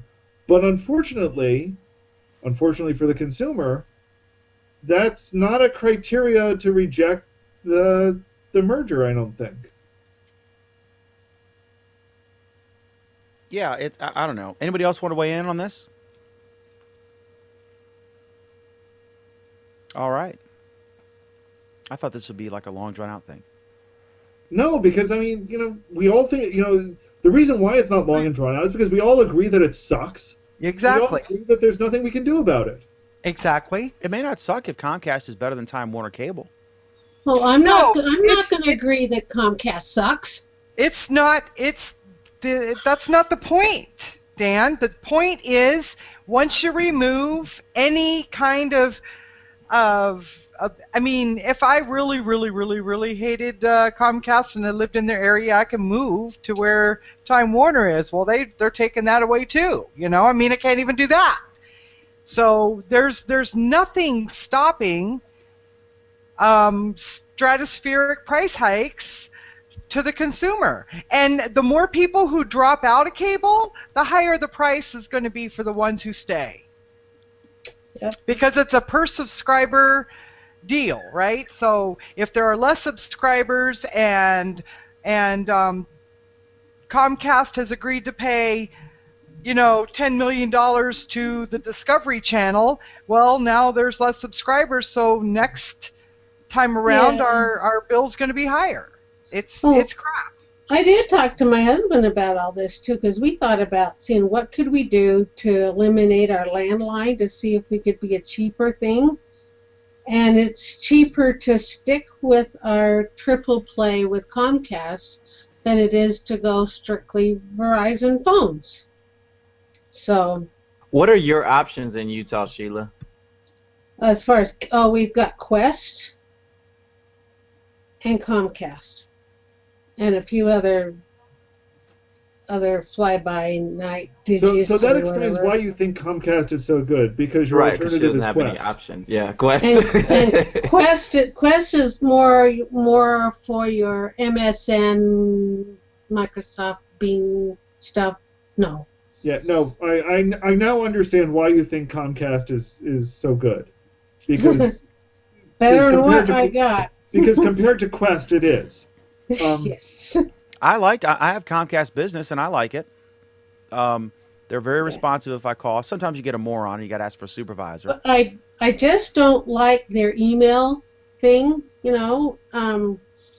They have options for like texting for emails and stuff. For your account. Well, it's only good for the primary account, which is my husband. I'm a secondary. I don't have any privileges except You should- for just you don't having use an There's Gmail? email. always Gmail. I love Gmail. Yeah, you should Well, never. here's If you're using Comcast for your email, you should immediately stop because you don't own. I mean, if the service changes names or is sold, that happened here. A lot of people. We were Adelphia, and Comcast bought Adelphia when they went bankrupt, and or Comcast bought part of Adelphia, and other companies bought other parts. But anybody who had business cards printed and for years have been using, Joe S at Adelphia.com or whatever. Right. They discontinued that, and so Right. their business cards were now obsolete if they had published it for years. And it's a huge pain. Yeah. You should always either get your own domain or use Gmail or something because that's not going to change. And my husband has a website for our Goldwing district chapter. He's been the chapter webmaster for this site using our own accounts for this. So and Comcast really does not support web pages like they used to, but not anymore. So he's like, So explain to us again why you like Comcast. well, I like the fact that I can call my mother long distance anywhere or anybody. I could call you and it wouldn't cost me. I could call long distance and it doesn't cost me any more. Well, You how can much call do you pay a anywhere. month for your phone service? Oh, I don't know. But couldn't you At do least that on over a cell 100. phone though? Could you I call? don't. I have my cell phone, but I don't have an unlimited cell package. Hmm. I can't call. I don't have an unlimited text or unlimited voice. That's why we're trying have to you see. used Google Voice with Gmail where you can make calls for free? Except I have Google overseas, Voice, but it's I haven't costs. really utilized that like I could. I can, I yeah, should. I with Google Voice, you can be in Gmail, and you can Yeah. you can send and receive phone calls absolutely free. The Yeah. quality's excellent. I do it all the time. I don't have a So you landline, could- and I so wouldn't you get a could- cable one. So you could do that even on your phone, not just. You could get a USB microphone or use what you're using now, or No, you I mean could, I've got Google Voice on my cell phone as an app, but I'm wondering if you could use that. there is a instead. gadget Craig Ship told I me don't about know. that will allow you to do that. It's similar to like what's that thing you buy to make calls over the internet? It's in Walmart. Magic Jack. Magic Jack. It's a similar device to Magic Jack, but it works with Google Voice that lets you plug in any kind of landline phone you want, and then you can make free calls all day long and receive them and use your regular phone, and the quality sounds like a regular phone. It's completely free. And that API, the API that they're using closes May 15th of this year, so that device won't work too much longer. Really? The Google Voice API is closing? Mm-hmm. Yes, we've covered this. How come? Wow. He goes, how come? How come? Do you want the short answer or the long answer? The short answer. It's The not a short answer photography is because- topic. The short answer is because Chi said so. Okay. Well, that Ask sucks. Chi the next time we have him on. Yeah. Of course, we asked him that the last time we had him on, and you weren't paying attention then. So. Okay. Did I Yeah, mention well, great value you know. chili? Speaking of comments, Far too many times. yeah, Kevin Bryan knows it is in fact Magic Jack. I didn't know that was going to be discontinued. Not Magic Jack, but the one that works with Google Voice. John Rochette says he has Bright House and he gets incredible speed, but they're only 3% of the market. Cybernaut suggests great value internet. I think that's an excellent suggestion. Runs on chili. They have, didn't they have a dial-up internet version, something at Walmart? They used to. They also used to have a downloadable music service, but nobody cares. Yeah, they sold that to somebody. That or would no, they be had nobody. They had a video. Didn't they have a video? I don't know. They had something. Cadeas, what's your comment? Time Warner Cable made the worst, or made the number 2 worst customer service last year, and Comcast was number 3. So apparently they're married now, or on the process to. I wonder who was the number 1 worst customer service. That's a good question. I'm not getting all these comments, or I'm not getting them as quickly enough. I'm not sure what's going on. Was that a so that was a Google Plus share or comment, right? That was a Yeah. Google Plus share. That's correct. Oh, okay. No, the number 1 makes a lot more sense, actually. The number 1 was the Long Island Power There it is. Authority. Never heard of them. Well, that's because you don't live in New York. Yeah, but I knew it was from New York because of the word authority, and that's all they use over there. The Long Island Power Authority actually no longer exists. to give you an idea just how good they were. Their customer service was so good that right after Hurricane Sandy, they essentially admitted they had no clue what they were doing. Is kind of what it boiled down to. So yeah, I can see why they got that reputation. Okay, so we're good on that. Yep. All right, so Gerwin's app is vindicated. There's the comment. All right, so should I skip this? Because I think Oleg was going to pop in, but has anyone used this? Never heard of it. Press on. Yeah, we'll do it Use next what? week. If Oleg pops in, we'll do it. It's some service called IMO, and it says IMO goes after Skype and Google Hangouts. Read it. No, I haven't used Yeah, I it. haven't used that. So let's just jump. If Oleg does join us, we'll do it. If not, we'll try to do it next week. But I discovered this today, and I was frankly watching House of Cards and could have given a damn about anything else. So there we go. So a teen girl's Facebook typo.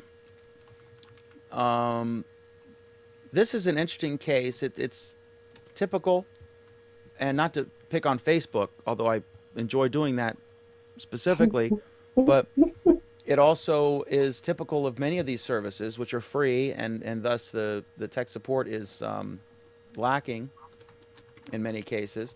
So what happened was this: there's a teenage girl, and she signed up for Facebook using a mistyped email address.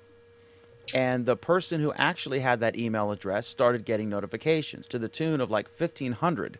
And it was like private, personal stuff. And then she switched to, or she clicked on one of the emails and said, you know, this isn't my email. And then the notifications continued, but she couldn't log into the web page. If she tried to log into Facebook, she couldn't because it said that she wasn't that person, because she had indicated. Anyway, it was a cluster, you know what, and what ended up happening is the the person in, I think, Mexico, a teenage girl, signed up for Facebook with the wrong email address. Also put her cell phone number in, right? She never verified the email address, but she did verify the cell phone number. So then she became a legit user who could log in, and apparently used this incorrect email address for other services. So this woman was getting all of these notifications of messages, and they weren't to her, and she reached out to Facebook and got no response. She asked the FCC, got no response. Someone else.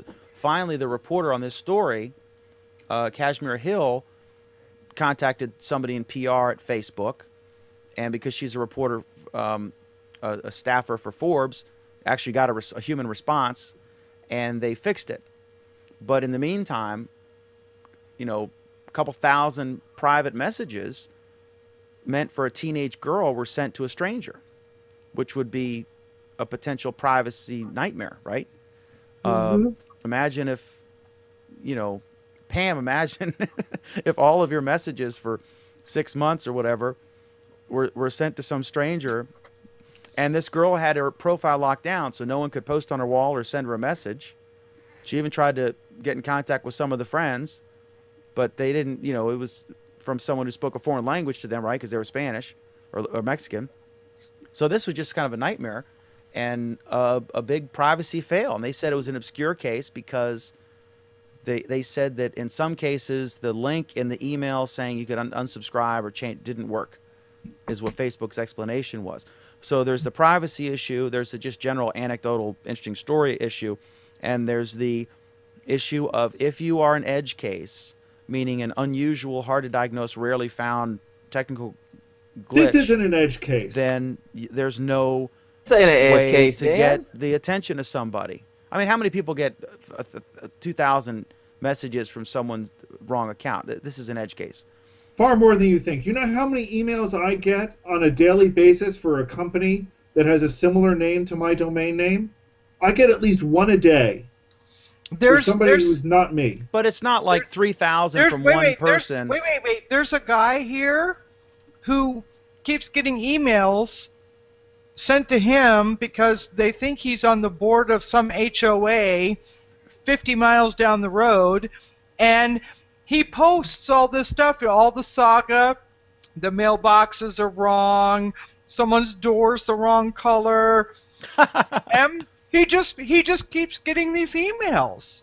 Has for months and months and months, and no one's figured it out. So this stuff happens all the time. Real quick, Inspector says, how could... being full. Inspector wants to know how this could happen if you have to have an account before activation. The account has to be verified before activation. The reason but she did it through her phone. She verified through her phone. That's right.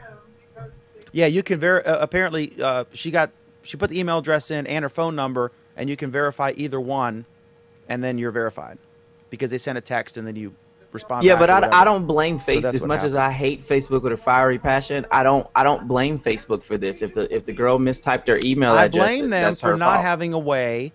Now this is this is not something that happens 10,000 times a day. It does happen 10,000 times a day. It happens all over the place.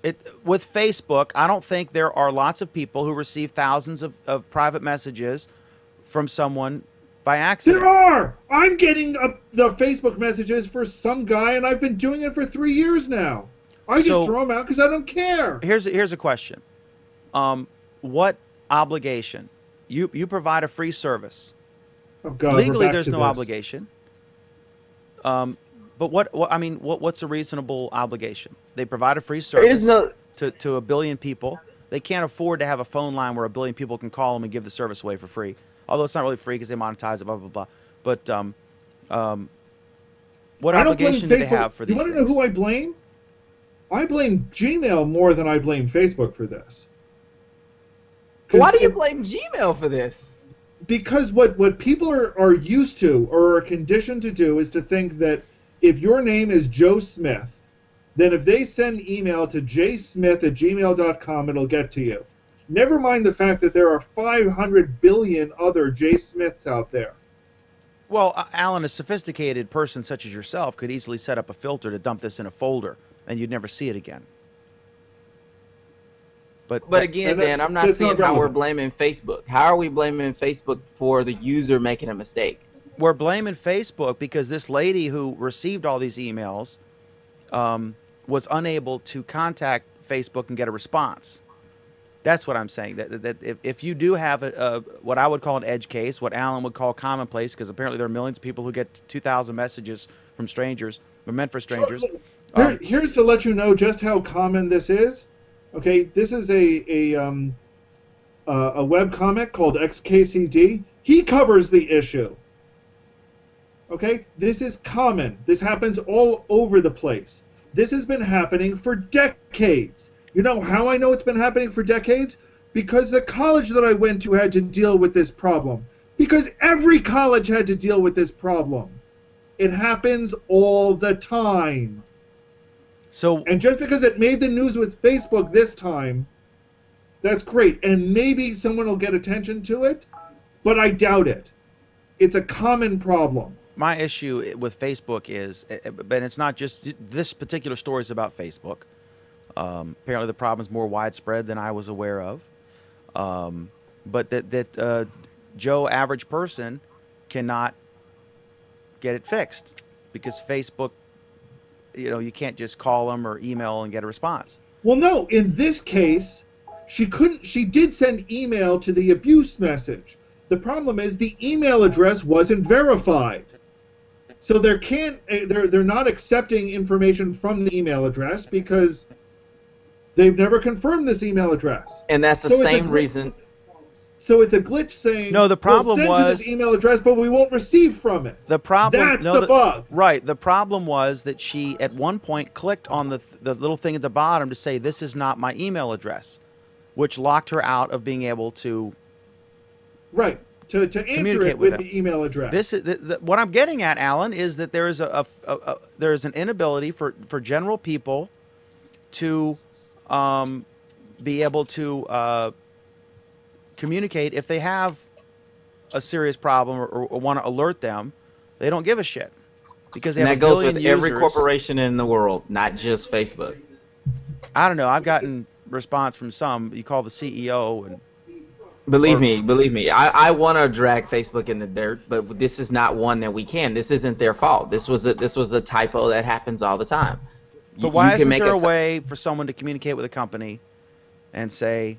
We had this discussion about. Well, what if I just called up or communicated with the company and said that your account was my account and I'm getting your email? Like there's no verification because it's a free service, because you don't have to show identification. So and in fact, Cadeas, didn't we cover this on the show about a month ago about the guy who had his Twitter account blackmailed out from under him for this exact problem? Right. So I mean, there's no resolution to this other than shut the whole account down and then make the person recreate a new one. Well, that didn't work because they were going to her email account, not her Facebook account. Oh, just shut the whole account down from being used is what she should have to stop using her email? No, the Facebook account in question. The Facebook account in question is no. What happened was the reporter contacted a PR rep at Facebook.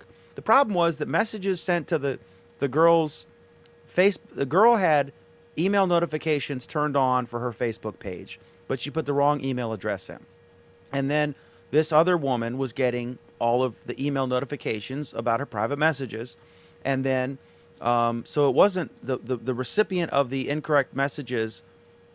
She could create a new Facebook page all day long, but that they were going to her email address, and she didn't want to change email addresses. She could have just set up a filter to get rid of them all, but they eventually fixed it and turned those notifications off. And I assume they reached out to the girl through Facebook and said, hey, I'm a whatever tech support person. We need to get a correct email address. So I just think that I wish companies did a better job. If you have an unusual problem that requires action on the part of the company, not something you can just get information in a forum, but requires action for the company to fix because there's a glitch, something fell through the cracks, regardless of how commonplace it might be. I think there should be some way. I think companies have some sort of should have an obligation, not legally required to, but you know they should do that. And Cybernaut notes, send comments to my Facebook page, craigship@hooping.com. Thank you. So anyway, all right. Any other thoughts on this? It's all Facebook's fault. Just had to get that in there. Okie dokie. Yeah, done with Facebook. Well, not done, but done commenting. All right. So next up is okay. So this was interesting. This story.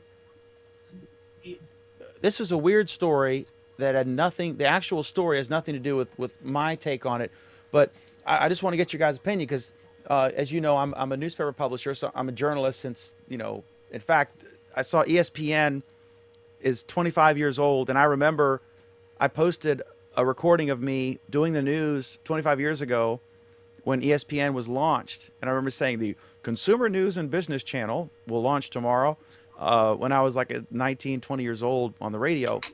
So I'm an old news guy. Despite my appearance of being much younger than Alan, I'm not actually. So anyway, what this story was about, this is from the Poynter Institute, which is a journalism institute.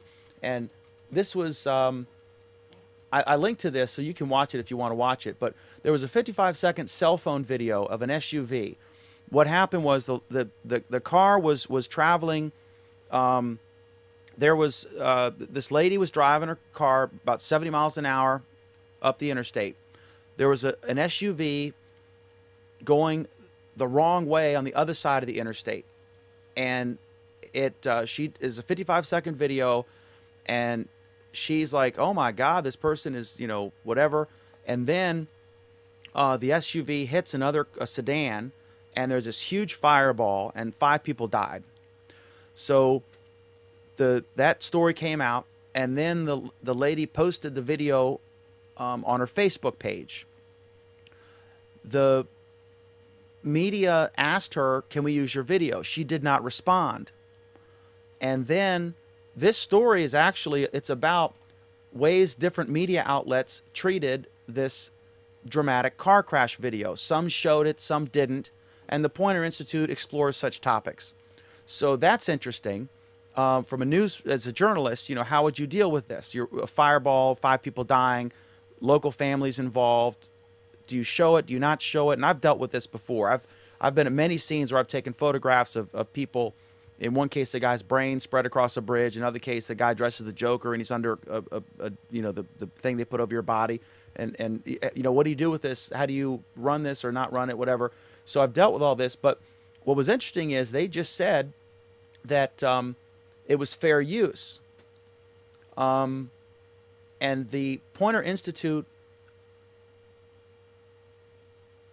owns a local newspaper that ran it on their website. It's here's the guy, Glover, whoever that is, says, I told them to post it. I felt really confident this was fair use, that it was posted on a public page, and that it was important to the story. I told them to keep trying to reach her. Now, I don't necessarily agree with that. So the question is, so there are many facets of the story, how you handle something like that. But really, from a technical standpoint, if you post something on YouTube, it'll say standard YouTube license. They can't use it unless you give them permission, but some of them do. Or you can post it Creative Commons, and then anybody can use it with attribution. In this case, on Facebook, I don't know what the terms of service are. I know that Facebook has a right to use it, and I assume in whatever way they want with subsidiary products, etc.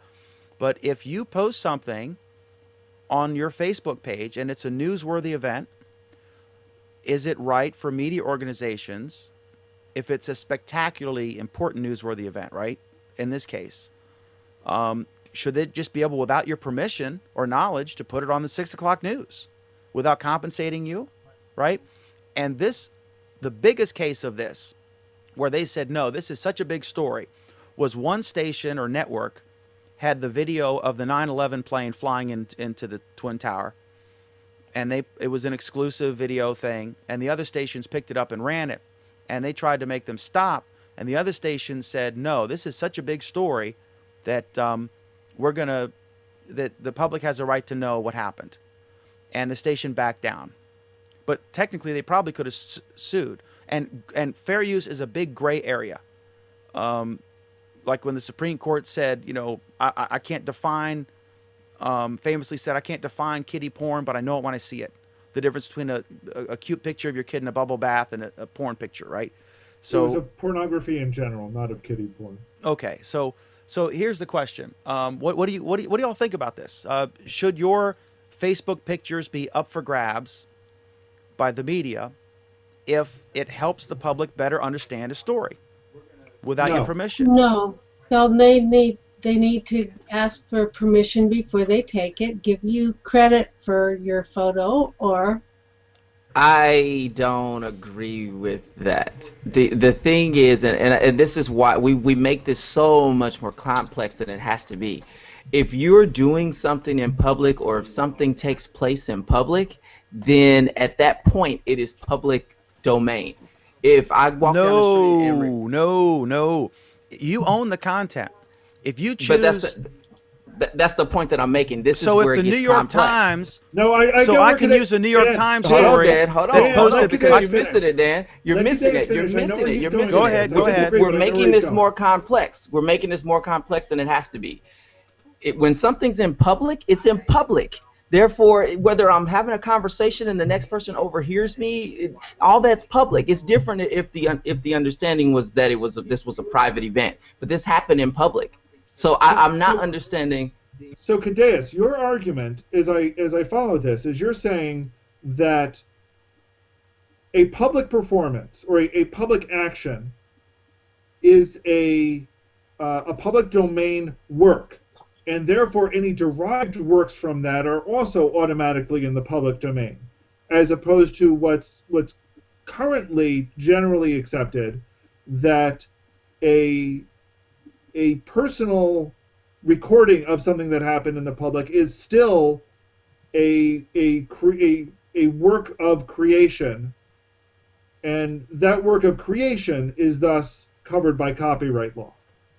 That's your argument. You're okay, muted. so we can't hear you, Cadeus. Go ahead, Cadeus, defend yourself, and then I'm gonna blast you out of the water. No, I'll defend him. I'll take. You don't have to defend me. You don't have to defend me. You don't have to defend me. The point that I'm making is that this copyright law mess is nothing but mess. I don't care what the law says. It's stupid how we make this more complex than it has to be. It's different if I film something in my own house that's supposed to be private and then somebody gains access to it versus me making it public on Facebook, Twitter, and all this stuff. But then I want to sue the news network because the news network took something that I put out in the public domain. That doesn't make sense. No. You did not put it on the public domain. Is it legal for me to go through your posts and make each post a separate chapter Dan, and produce an ebook and charge for it without your permission? Cadeus is going one step back from that. Dan, you're missing what I'm saying. If I go outside right now and yell, I murdered 10 people, and then the next person goes down the street and tells somebody that they heard that I murdered 10 people, that wasn't private. I went out and I screamed that. I made that public. No. That's not at all analogous to this. If you took a video of your neighbor saying, if you had the exclusive video, if you lived across the street from Justin Bieber and you had the exclusive video of him egging the neighbor's house, allegedly, and you posted it on your Google Plus page or on Facebook or YouTube, you still own that video. That's your property. Dan, this is what you're missing. This is the part you're missing, Dan. This is definitely the part you're missing. Did Justin Bieber egg that house in public, or did he do it in private? It was if he egged it in public, it's public domain. It's not my property. Now, if I go home and edit it and create it into something different, now it's my own creation. But if I'm taking raw video of Justin Bieber egging a house in public, and then that's not my property. That happened in public. You could not be more wrong. I can. Okay, you're missing what I'm saying, Dan. So I can go to the Washington. Hang on one second, Sheila. Hang on one second. Stupid. Guys, hang on. I can go to the Washington Post website, and I can take any pictures of any public events that happened. I can take any video. of Obama speaking or whatever, and I can download that and then re-upload it to my site and run ads next to it. Is that what you're saying? No, that's not what he's saying. That's exactly what he's saying, and he's wrong. No, it's not. No, you're missing what I'm saying. I'm not talking about the law. Go ahead, Alan. Okay. Let me give you this scenario. I'm okay? listening. Go ahead. You used the Justin Bieber example a minute ago. What if? I'm assuming it was viewable from the public street in front of the house, not inside of the bedroom. Dan, let me give my example, okay? What if Justin Bieber egged that house as a performance art piece? Hear me out. Under copyright law, that is a public performance. That is a performance. That is a dramatic performance, and that is covered under copyright law. So just because you were recording it now means that you are making a derived work from that performance. And therefore, you were in violation of copyright law. Well, that's absurd. What if? Okay, no, what it's if? not absurd, and that's the point. No, what if there are 3 TV stations in that market, right? That would run this kind of stuff. You're already getting irrelevant. Let's say one of the stations had the exclusive video. Let's say they paid the lady to get the video, and they're running it exclusive only on whatever network, right? Could the other 2 stations just download it from their website and run on their TV station and monetize it? Because it happened in the public. Dan, that's the part you're missing. What I'm saying, you've missed what I said from the start, Dan. It's not about the law. I'm saying that the law is stupid. If something happens in public, it's public. If the police is arresting somebody, all of a sudden whatever we record is public domain. Sure, so why is that not the case when Justin Bieber egged the house? He did it in public. He didn't do that in his backyard. The event was public. The event was public, but the video was the automatically copyrighted content of the lady on Facebook. And what Kadesh is saying is, why does the video get copyright protection when the public act does not also get copyright protection? Because why would each network independently send a camera crew to cover an Obama speech that's publicly given? Obama speech if they could just rip it off from the other network. Sorry, the Obama speech is invalid because that's a governmental act that's covered under other issues. If we look at let's look at this person that's driving backwards down the street and causes an explosion. Why is what they did not covered by copyright, but the recording of that is covered by copyright? Because that's the way the law works. If you go to the that's what Kadesh is challenging. If I go to if I know that let's say whatever's going to happen, there's going to be a big chili festival going on, right? Not a totally non-government event. A big chili festival. I pay to send a reporter to go take videos of the chili festival and interview people, all that's happening in public. The other newspaper competitors of mine don't have the right to scrape my website and then publish it in their paper when I've spent the money to send the reporter, and that's the exact same freaking thing. But I'm not. There's no difference between your Google Plus page, which is public, and WashingtonPost.com. Dan, we agree with that point. Dan, raw footage. I'm talking about raw footage. If I take this video of Justin Bieber egg in the house and I create a freaking Harlem Shake style video to it, now that's my creation. I'm saying raw footage of this woman's recorded. She should not have any right to be able to sue. That's stupid law is what that is. That's bullshit. It is. That's the kind of law it is. That's exactly right. You're wrong.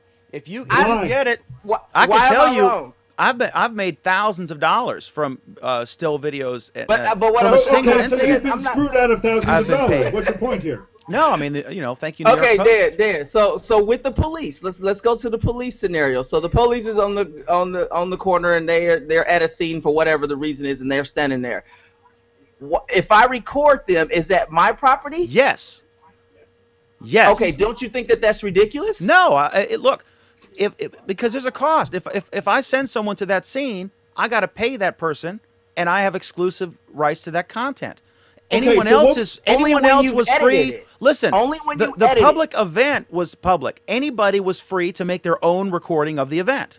But if you made the recording, you own it. That's the law. Okay, so Dan, what was the cost of it doesn't matter. It's about the potential for monetization. She could have sold that video for 10 grand. Cost. You cited cost, not me. So it doesn't. That's one issue. But She happened to be there. She lucked out. She won the lottery ticket. She got the video. I know one guy who had a photograph. I'm not making this up. He had a photograph. Remember the DC sniper case? Malvo and the other guy, the two guys who were shooting people in DC. He had a photo. He took photos of one of the victims, and he made 25 grand in 15 minutes through his agency. And I have the same agent in New York. So whoever bought it. And if he had posted on Twitter or Facebook or whatever, and then it had gone widespread, everyone had taken it, he wouldn't have made that 25 grand because it wasn't exclusive. Okay, so and what? Just because you post it publicly, just as the Washington Post publishes something, the rule is when you write something down, if you make a recording, video, audio, whatever, it's instantly copyrighted. You don't have to fill out a form. You own it. It's your creation by law. And in some cases, like I said, that TV station backed down about the 9/11 recordings. And you can argue that if you take a short clip, say 10, 15 seconds in the news of a Colbert routine, that's fair use because you're not really you're probably driving more traffic to him and you're not impacting him in any way as far as revenue. But this lady could have sold that video probably for 10. I can tell you what these things go for. That would have been worth 10, maybe 20 grand. Easy. But my point, Dan, she can't is that make that money ridiculous. now. Now, this is a morbid situation. I'm not advocating that we should go out and do death videos, but I'm saying that in the real world, that was a $10,000 or $20,000 video. If she had approached someone like Gawker or whoever and sold it, it would have been 10 or 20 grand, absolutely, So what? for that So video. what? But she But Dan, lost that money now the point because that it I'm went making, public, Dan, someone used is that copyright law is screwed, and that's why it's so complex, and What that's why incentive nobody is gets there- it. What incentive is there for you to spend money creating content? Not necessarily in this case, right? As Alan's pointed out. What incentive is there to invest in reporters and whatever to create content? Because there is no Because here's difference the in the thing, law Dan, between that's the not Washington the Post issue and here. today's Salute. Dan, you're Nobody, missing it. the person who created the content didn't raw want footage. the money. It was raw footage. What I'm saying, Dan, is when you say create the content, going outside and filming a kid swinging on the swing is not creating content. That's going to happen whether you're standing there or not. Now, if you go home and you edit it, at this point, it becomes a creation. That makes sense. But something that Bullshit. No. There are stupid Wait a videos. minute, Sheila, if hang on I one take- second. There are videos of a funny cat. Just someone did a raw video with no editing on their phone, and the cat does something stupid, chases the mouse, and then the dog, and then they all play together, whatever, and then it gets 5 million YouTube views, and that person makes a bunch of money on YouTube. But the guess fact what? that this They didn't woman create didn't anything. choose That to happened monetize whether it was there or not. that doesn't matter. But the fact is, if you it doesn't post something matter. on YouTube or Google or Plus or Facebook or a picture on Instagram, they should have to ask and get your permission before they can use it. And you see that all the time. When I post stuff, like I'll say like, wow, there's an explosion. I'll post a link to that person. I won't download and upload the picture. I'll post a link to it. And then if you look on that Twitter thing, you'll see, hi, this is Jody from ABC News. Hi, this is Sam from BBC. This is so-and-so from the New York Times. May we please use your picture?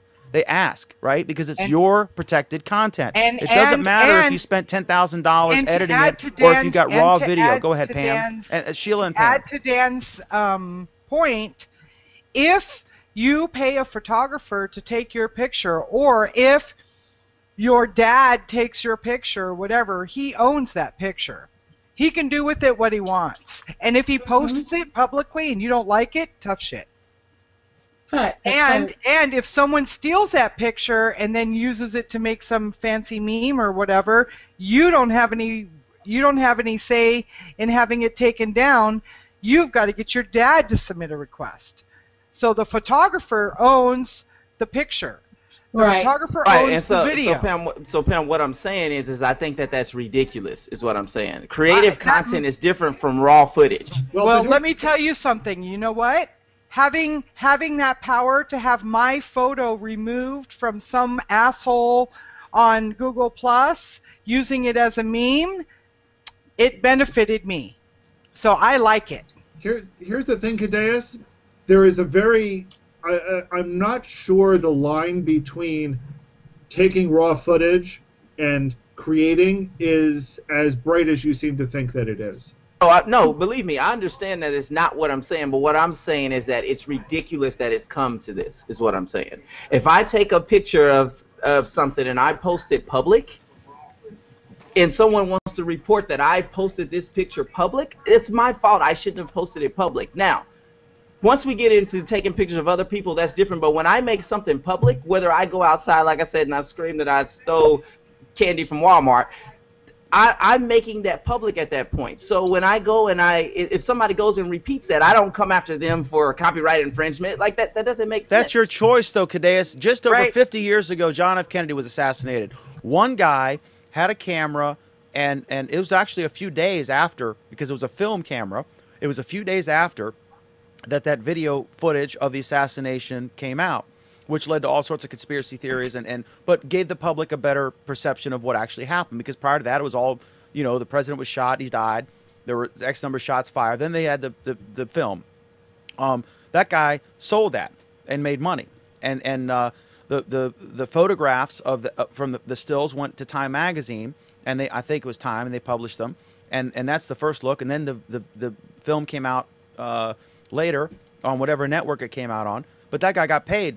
And he was just at a public. It was a public event, and he took the video. The guy, there was one reporter there who got the video. There was one guy who got the video of the Lee Harvey Oswald getting shot by Jack Ruby, and I'm sure he got paid. And I'm sure that news organization either gave it to AP or licensed it. But you don't have a right to just use that video. So what I'm saying, real quick, real quick, really. So you go outside and you shout at the top of your lungs that you stole something from Walmart. If your neighbor happens to film you doing that, she owns the film. And she can monetize that. And so what I'm saying is I think that's wrong. Yeah, but unless she created it into something, it's wrong. It's your stupid fault for going outside and I agree. Yelling. I agree. Right? And so to use Dan's analogy, the last thing I'll say on this is, we're talking about the 1950s when the guy had the camera and the whole 9 yards and caught the thing on tape. If he had YouTube at that time and he went and posted it public on YouTube, Facebook, or Google Plus, at that point, in my opinion, it should be public domain at that point. You posted it public. You made it available to everybody. So if I take that and I show my friends that, or if I get on TV and show someone that, that's your fault. You shouldn't have made it public. You should have made it exclusive. So the Washington Post is publicly posted. Do I have the right to scrape the Washington Post and create the Dan Post and use all their content because they posted it publicly? Okay, that's how I think it should go. Sheila, that's my your opinion. comment. Well, then how the hell can you make any money in journalism? Sheila, okay. Sheila, go ahead, and then let's go to comments. Yep, I was about to do comments next. Sheila's passed. I know it passed. It's just I'm saying, if I take a video with my camera, raw footage, it's mine, not anybody else, period. And here's the thing that I don't get. Why is it yours and not the person you're taking the picture of? Why is it that I don't have a right to my performance, but you have a right to my performance? Well, if that were the case... If you're on a public domain, like in a city park, that is a public. That is public. Okay. But again... So if you post your thing in a public domain, why is it that you get to keep your copyright still? Because you own the content, because the right to freedom of speech shall not be infringed. You have Dan, no. Just like every other photographer that posts something, of people. This is the reason why the federal government advised Illinois, the Attorney General Holder advised Illinois that they should stop trying to prosecute people for filming cops, because they said if you're doing something in public, then it's public and someone has a right to film you, and the person who films it owns it. That's the law. Here's the problem, though, and this is what I think Cadeas keeps raising, and you guys are not actually answering his complaint. Why is it that I can tap dance in public? This is clearly a public performance. This is a performance that is covered under the Constitution as a performance work. Mm-hmm. Therefore, it is copyrighted. And yet, by the fact that I'm doing it in public, means that I am automatically giving up my copyright to it. No, that's not. No, you could have Garth Brooks gave a free concert in Central. Right. No, he's not. Garth Brooks gave a free concert there was a work of art. So why is it in Central that Park, you, and that- you don't have a right to film that because that's copyrighted content? Now, if you were doing a ballet dance, then you could make the argument, absolutely, that you can't film it. Now, And they do that in concerts why all the is time. Justin Bieber egging his neighbor's house a performance piece? Well, I mean, it was an asshole move. It had nothing to do with performance. So it's an asshole performance piece. It's still Okay, a performance piece. now It if gets you're down in- to what a jury believed reasonably that this was a performance. Go ahead, Sheila, and let's do like comments. if you're in, even if you're in a public place like a concert or something, they will say, please do not use your cell phones, do not use your cameras. But Sheila, Then you don't. You Sheila, don't. but that's not a that's not a copyright issue. Wait. That's a term of condition of entry into Right. that area. And if someone filmed James Taylor going to the bathroom later on, right? That's not a performance. And James Taylor doesn't own that video. Whoever took the picture of him walking into the men's bathroom owns that video. So there is a difference. But Okay, why yeah, is there's a that- difference between the picture of Bieber taking a leak in the bucket versus him. If doing Bieber a was singing performance. one of his songs while he egged the house, then he would own. But here's the thing. That's a good point. So you're saying that the act of taking a picture of something automatically makes it art. Yes. And I think Cadeas is saying that's nonsense. Vinny That might be Bracco nonsense, Braco but- says photographers routinely obtain clear releases from people that take pictures of. There's a difference. For example, if I take a photograph for the newspaper or for my blog or whatever, that's considered editorial, and I can just do that. I don't need your permission. If I want to take your picture and use it in a Nike commercial, then I would have to get your permission, because commercial speech does not have the same level of protection as editorial news speech. Cybernaut gives a link to an interesting article about when you need a release. So that's in the comments on somewhere. Basically, now. it's But so completely that's why convoluted everything and is messed up. complicated. Exactly, because we make it so much harder than it has to be. If I do something in public, if I do something in public, that's public. So that's what I get. I should have did it in my house. I should have did it in public. But we make it so hard, and we got all this other stuff talking about, oh, this is creative, this and that. That's why everything is so messed up, and that's why we're always in court with patents and all these different disputes, because we make it so much harder than it has to be. It isn't black. It isn't. It isn't a. It's public. It's not a black or white issue. It's not a black or white issue, because there Can are be. We occasions don't like make it that there way. are occasions like what if the guy had the video of the plane hitting the 9/11 tower and didn't want to sell it? Does the public have a right to know? Does one network have a right to that footage? The other network said, "Screw you, we're running it because the whole nation's up in arms," and that was would have been an interesting test case. These are not easy to figure out issues. It's a complicated issue. Inspector says, it's 2014, please talking about film and filming. I mean, it happened 50 years ago, the Kennedy assassination, and it's a relevant example where there was one person who had the exclusive video of the assassination, and he sold it to Time and then to a network, I guess, and then went to AP, I assume. And then you had the one person who had the film of Ruby shooting Oswald. Cybernaut says you can monetize YouTube. That's what the ads are for. Photographers routine. Brian Schwartz, if you want something protected, don't post it on free public forum. Brian Schwartz, Facebook or YouTube is different. I beg to differ. There's no difference in the law between what the Washington Post can do and what you as a private citizen with your phone can take a video of. Speech is speech. There's not like a super freedom of speech for newspapers, and Brian Schwartz has a lesser degree of speech. Kevin Bryan, if you don't post your video publicly, then it should be considered private. Brian Schwartz is all about the intent. A private organization using its own content does not intend to have the product in the domain. A better argument would be if you post... No, stop on that. Okay, stop go on ahead. that one, because that's actually relevant to where this story started. Okay?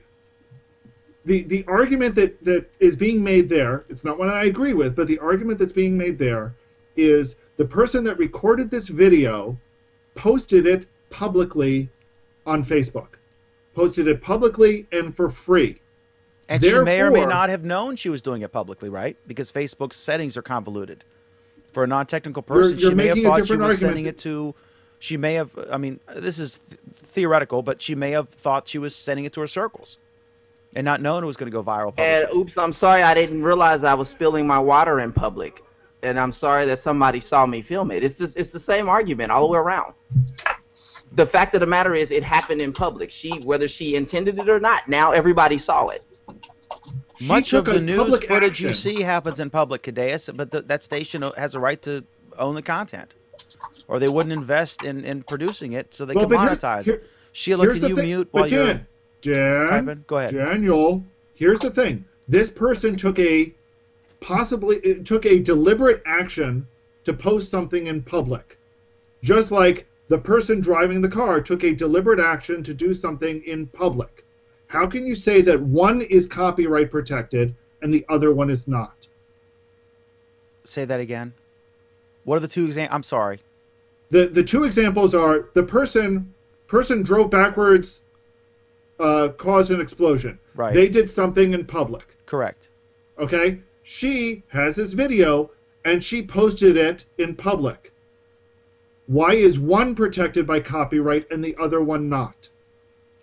A copyright is a recorded work of some kind, either written or video. No, copyright's more than a recorded work, but thank you Or for trying. it could be a public performance. You can't go into a Mariah Carey concert and videotape that because that's copyrighted. But this clearly was not a work of art. This was some nutcase or stone person or whatever, killed 5 people or 4 others and himself. So again, why is one protected and the other one is not? Because it wasn't a work of art. You're saying that the recording of the event is a work of art, but the event itself It may not be. is not? No. It's not necessarily a work of art. It's And I guess the it's a Kennedy assassination copyrighted- was a work of art too. No, it wasn't. But the video of it was not a work of art. There are cases where there could be a public performance that's not recorded that's considered a work of art, and thus it's copyrighted and can't be. A performance, Actually, it's not if so you much have to the collect tickets. It's if you have more to that collect the tickets to performance. get in, It's then that's not public. It's more that it is a. It's not that the performance itself is copyrighted. It is a public performance of copyrighted material. The song, all that stuff is. And here we go with the. Hang on, let me. I'm getting this awful thing here. Let me do a screen capture here, or Alan, mark the time, please, so I can share this with our friends. I'm getting the Okay. "Are you still there?" message, which I'm not supposed to. Okay, so anyway, the public performance is that's art. That's kind of an. I mean, it's not. It's an ancillary issue. This was some nutcase or stone person or drunk, whatever he was, racing the wrong side down an interstate, and he crashed into a car and 5 people got killed. And this woman took a video of that. She owns that video. She chose to post it publicly. She did chose not to post it give her publicly. rights away. That's why on YouTube, it says this is standard YouTube license, which means you may not download it and upload it to your site and monetize it. And even though this, the first link in the story that I linked to, they didn't run an ad in front of the video, but they still got a bunch of traffic and there are a bunch of ads on the pages. So they monetized her copyrighted content without her permission.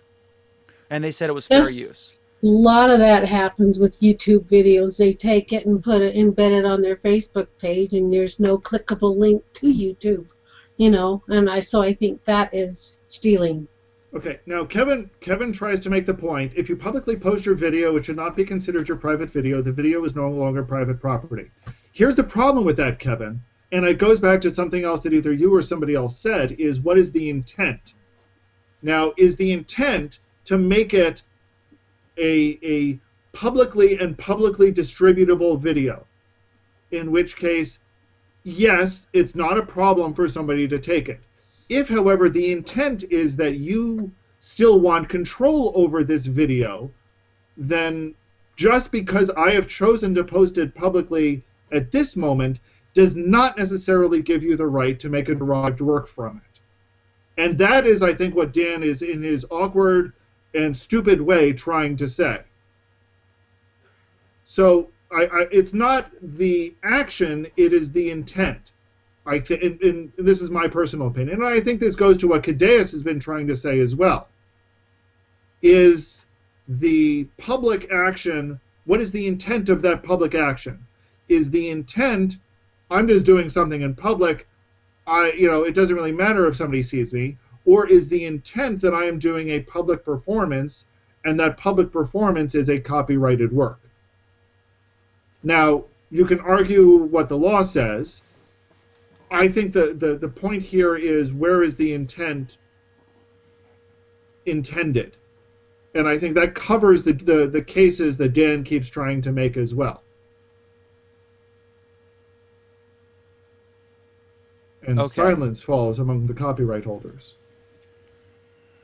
As a copyright holder, that lady owned that video, and the other media organizations did not. And as have a a right to copyright use it. holder, I think that is BS.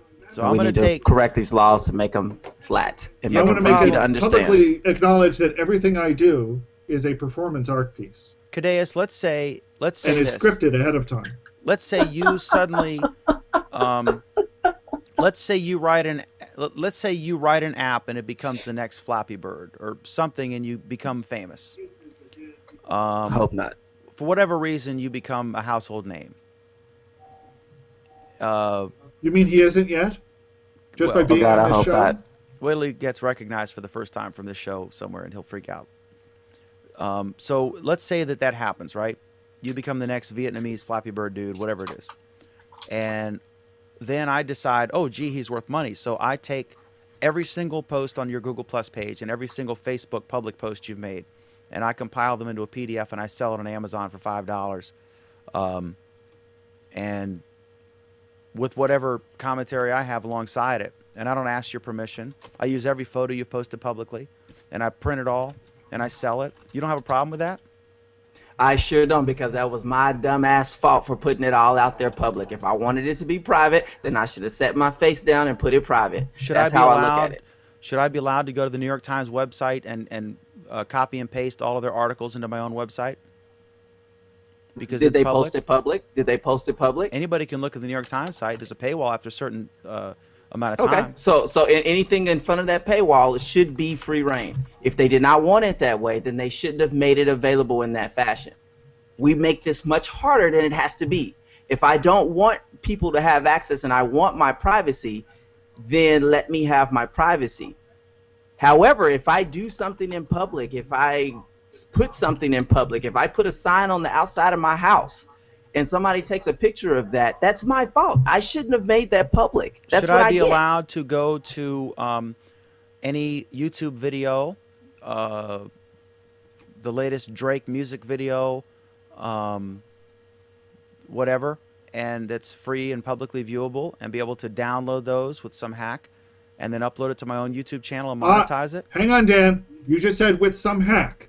That's not necessarily making it You're breaking in available. when you're doing that. You're breaking in when you do that. So Should I now we've crossed the... Should I be allowed to play a video on my 1920 by 1080 monitor and use Wirecast or open broadcasting software to capture the video and the audio and download it and then upload it to my YouTube video and have the new whatever video, the new Beyonce song, video, and music on my own channel with my ads that I get the revenue from? Should I be allowed to do that? If I posted it, if whoever posted it public, then yes. But if they limited it to a limited audience, if I'm doing a concert and everyone has to collect tickets in order to get in, now we've created a barrier. But as long as my intent is to make it public, it's public domain. This should be very simple. I said it should be. It's not. Again, I'm not saying that this is the law. I'm saying it should be the law. Not that it is the law. There will be no incentive to create music or good journalism. Go then find something else. There'd be no way to monetize it because it would immediately be stolen the way that the Asians used to print encyclopedias. They were black market. It would be there would still be great incentive because you're not making it public. You're giving, if you create a barrier to get to it, then you're not making it public. No, you should be able to make something public with ads. The WashingtonPost.com site's public, freely available, and they're ads. That's how they monetize it. You mean so if I take a picture, I cannot post that public? No, you can do whatever you want. So Just then it know should that be what allowed. you Okay, do so public if she posts is a public picture of domain. her, if she posts a picture of her with her husband or son or whatever, then I should be able to use that in a Nike commercial without even asking her. If she published it public, yes. If she limited it to her circles, You're no. completely, Cadeas, I No. love you to death, but you're full of shit on this. I will say no. If somebody takes my photo, because I posted a picture of my mom one day, because of a blast from the past, I posted a picture of her on Google Plus. I had some, excuse my French, say, I'm going to download your picture. I said, no, you don't. I blocked his sorry butt.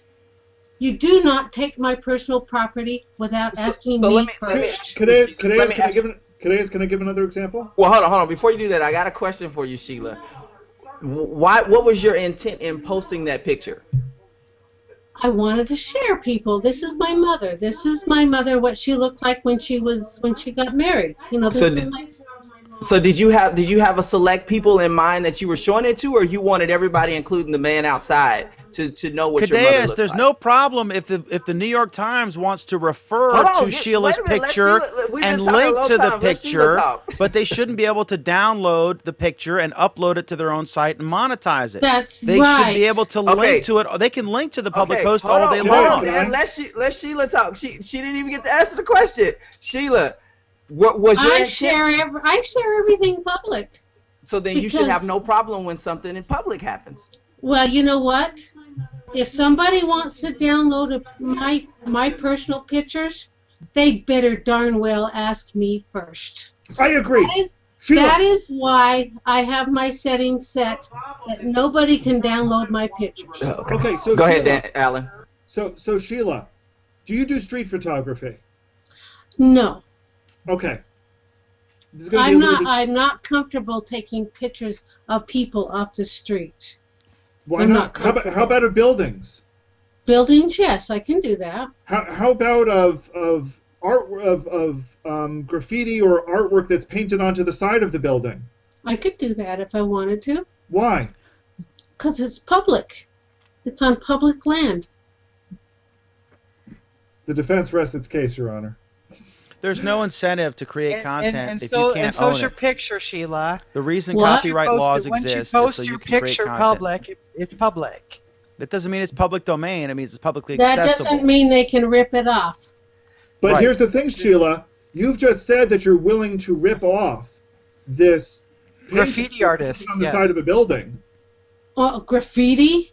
Listen, I should be allowed to do a Google Plus post, as I do all the time, and say, "Wow, there's this crazy story in the New York Times or the Washington Post, whatever it is," and describe it and write my own commentary, and then provide a link to it, right? So then when any of my half dozen followers go to the NewYorkTimes.com website and see the article, then the New York Times will get that traffic and their ads will show. I'm not allowed to copy the text verbatim and say from the New York Times by so-and-so and then print the whole article and then take all their photos and attach a video slideshow to it, and then or do it on my own site with my own ads. But you can't do that. You shouldn't be allowed to do that because otherwise they can't make any money and there won't be any journalism if you can just steal anything. That's why copyright laws exist. You have the right to copy it yourself to make money from it. That's the incentive to go create good journalism. So Dan, how about my example of the graffiti artwork that's painted on a wall? On an exterior wall of a building. Does Sheila and I and Pam have a right to take a picture of that artwork? That's a good example, and that's,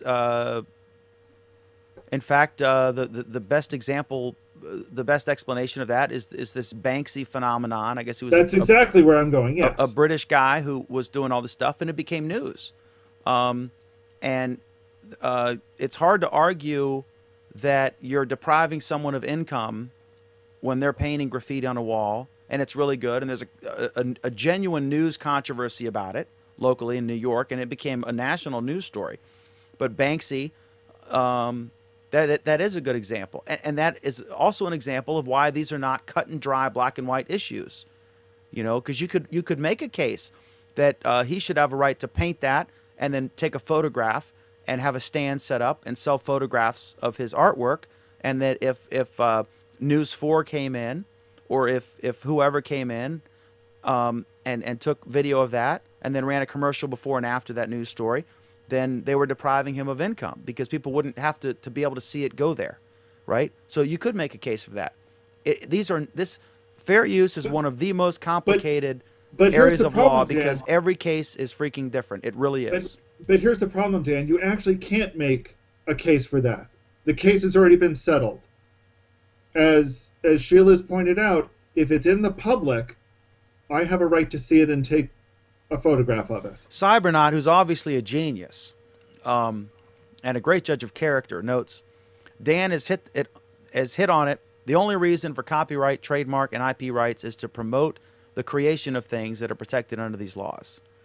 Okay. Nobody's going to spend $1 billion to create a drug that cures cancer or AIDS or what have you if they can't have an X amount of years that they're allowed to sell it at whatever price they choose and not have generic copycats within 2 weeks. So Dan. Forgive me for trying to finish a sentence. So Dan. I'm so rude. So Dan, I apologize. Using Cybernaut's argument, please explain to me how, in the case that started this entire discussion, it is promoting the creation of a thing that is protected under this law. Would the person have not taken the picture of the explosion if there wasn't IP law? Copyright law. Obviously, in this case, the person was not motivated by profits because the person refused to respond to any requests to get the video. And she could have held out and sold it to somebody if she were so inclined. She's obviously not. But she's just a private person. She wants to be private. She doesn't want to be forever known as the lady who took the video of the guy killing himself and 4 other people. Right? It doesn't matter whether you choose if Corey, who's the guy? Corey. Boing Boing.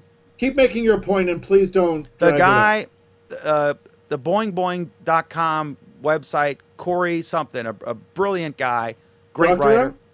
Yeah. He chose to, he wrote a book, he gave it away. Okay.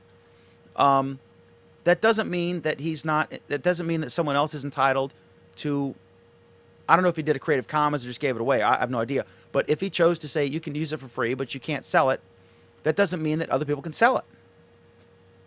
Cory Doctorow. So just because you aren't motivated by profit, you might be motivated by, if the book takes off, it's notoriety, and then you can make money on the lecture circuit, whatever. It doesn't matter. You can choose to have a website that's free, as all of us do with Google+. None of us have the ability to monetize our Google+ sites. None of us are in it for that. But we could. It doesn't matter. You still retain the copyright. But here's the thing: if the First Amendment doesn't have an asterisk that says this isn't a First Amendment issue. Stop quoting the First Amendment. That's not what this is. I don't know. It's not. It's Article. Hang on a second. I forgot. It's Article 1, Section 8. Know your Constitution, Dan. Come on. Who the hell can? All right, well, let's just do this. While Alan looks up the legal thing, we're going to move on to the next topic. Let's just move on to the next topic. This picture of a great value chili. While Alan looks up the legal... Hang on a second. Cadeas, go give your quote, and I think that'll be the end of it. We're just going to make this easy. Caduceus is right, okay? Caduceus is right. Caduce. Just listen to Caduceus. He's right. King of the gods. All right. I think there are 2 votes for me being right. I prefer Cybernaut's comment that Dan has hit it on this Alan is right. We've got another Alan is right. We got another one too for Caduceus right here. See, I have a lot of patience. But they just don't see me off camera. Can we just call you Deuce? No. You know what? Cadeas has a lot of patience because really, he tried for 20 minutes to make a point, A simple point. A simple point. It is a simple point, The but the inspector makes problem it is, clear. the problem is that the law is complicated. So your simple point is only simple to us. It's not simple when it comes down to interpreting the complicated laws, and that's the why problem. that's why we waste billions of dollars on useless cases. That's the reason why. And here's the reason why it's so complicated is because we are a litigious society and we just have to sue over everything. That's just Billions of dollars, California. and I would That's just point out 50 California. That's not minutes the on whole this country. show so far. I thought, You I know swear to what? God, I thought this would be a dud topic, and I was expecting Alan to like strike through it like he does all my topics because he hates me. But it turns out this was a hot topic with a lot of heated discussion. Yeah. And it's always, of course, refreshing to have been proven right in the end. And it's kind of nice to have somebody disagree once in a while. Ha ha. I'm sorry, Inspector. I got to tell you, you're wrong on this one. Graffiti is not art; it's vandalism. Period. It's both. Vandalism. It's both. It's- Graffiti can be vandalism. I will agree with that. But if you have the property owner's permission to paint on the wall, it is art. That is art. And there is some really, really good graffiti in New York City. In fact, I met a man in San Francisco who takes pictures of graffiti in San Francisco, and he captures them because it's beautiful work, and he knows they're going to get removed within a day or two. Where I travel, if I take the tracks line, it's basically the subway, above ground. There is no such thing as artwork when it comes to the graffiti along that line. There's no way. But you know what, Cadeas? Or sorry, you know what, Inspector? Mm-hmm. Fine, let's not talk about graffiti. Let's talk about the building itself. Is the building itself artwork? And Yes. can you get a picture of it? And I would say it's pretty clear that yes, if I'm building if I'm a good architect and I know what the hell I'm doing, which I realize is a small number of architects. Hypothetically speaking. Right. That you will want to make a building that is aesthetically pleasing, and that's art. Mm-hmm. Okay. All right. So there we go. Thank you, Brian Schwartz, Dr. O. We finally got it. I knew it was Corey and boing boing. So if any of us get out of line and you guys start freaking out, just go here and do this. Just look at this, the Great Value chili can, and it will calm your nerves. All right. So next up on our program. It may calm your nerves, but it will certainly upset some other things. Indeed, and we encourage always consume such products in a well-ventilated area, away from flame. All right, so here we go. All right, so this is an interesting, totally non-tech case, but I mean, I guess you could say like banks use, wire money, but this gets into an interesting thing because we know that I guess it was Washington State and Colorado. That legalized marijuana on a state level, but it remains a federal crime. I would guess that it's unlikely to not remain. It's likely to remain a federal crime because congressmen and senators will be reluctant to vote to legalize it for fear of losing the election, and only 2 states, with a third being Alaska, considering it, have legalized it. But what's really interesting here is it's kind of we're getting mixed signals. It remains a federal crime to sell pot. The DEA recognizes it as, is it a class 1 drug or whatever?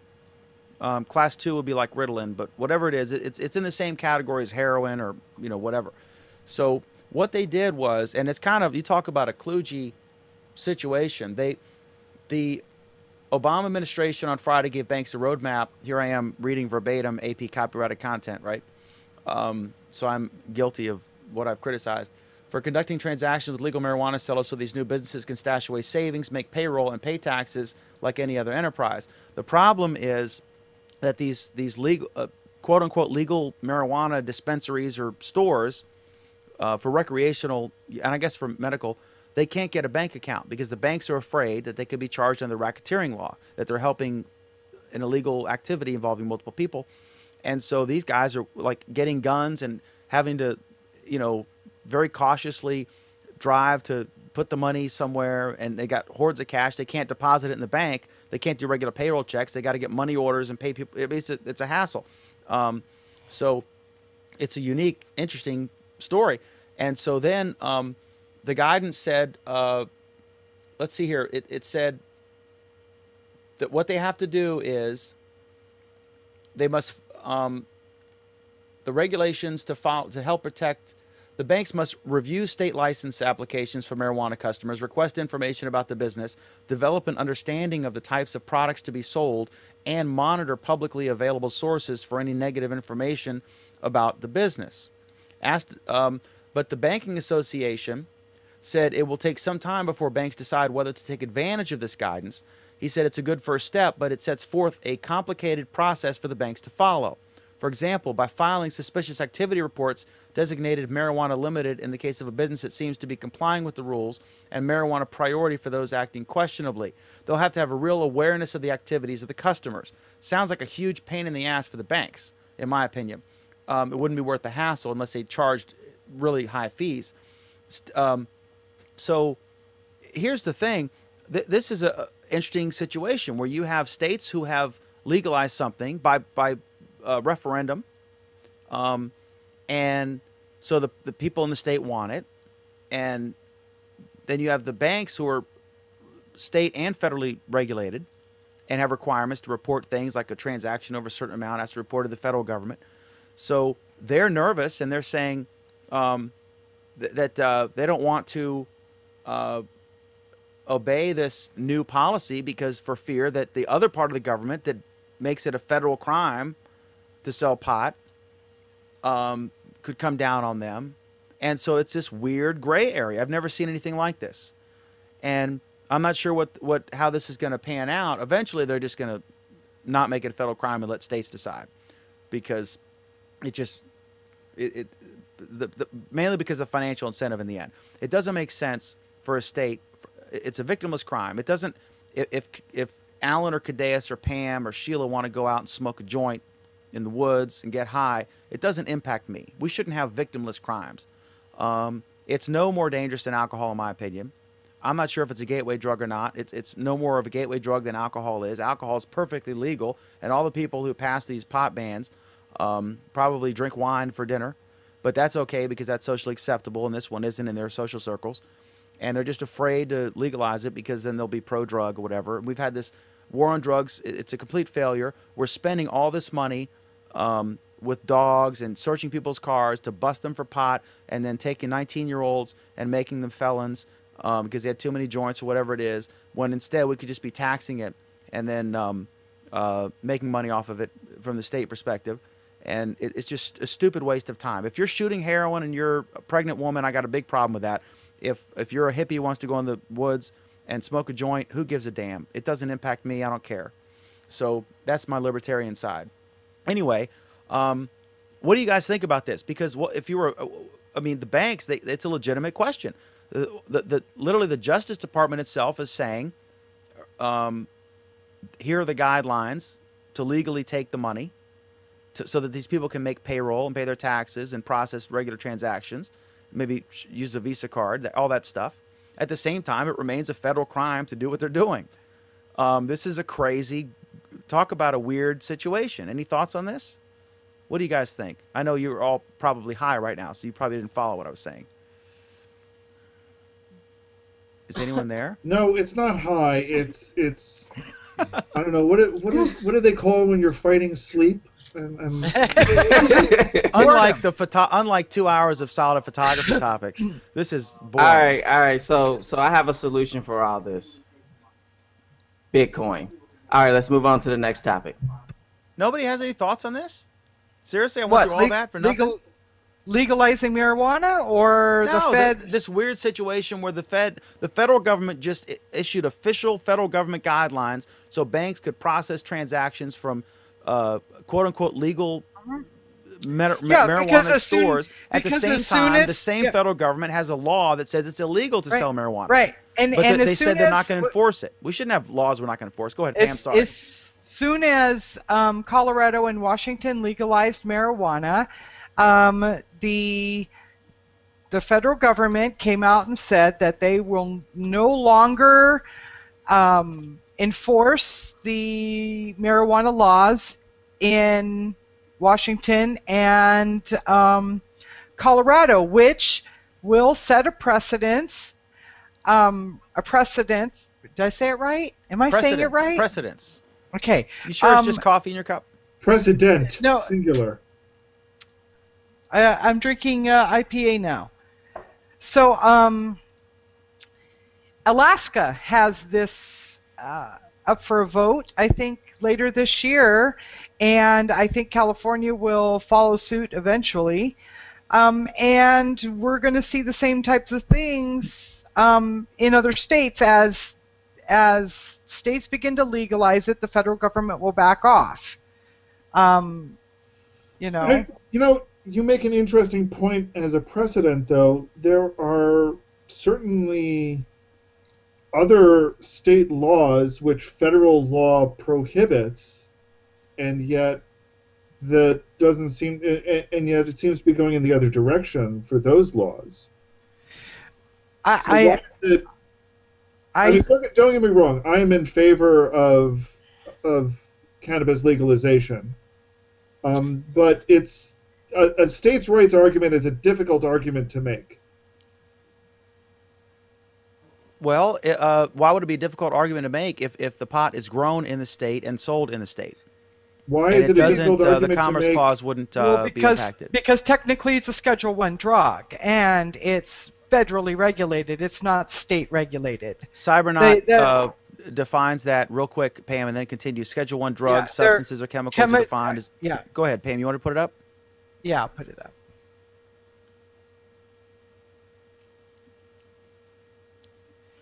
Schedule I drugs, substances or chemicals are defined as drugs with no currently accepted medical use and a high potential for abuse.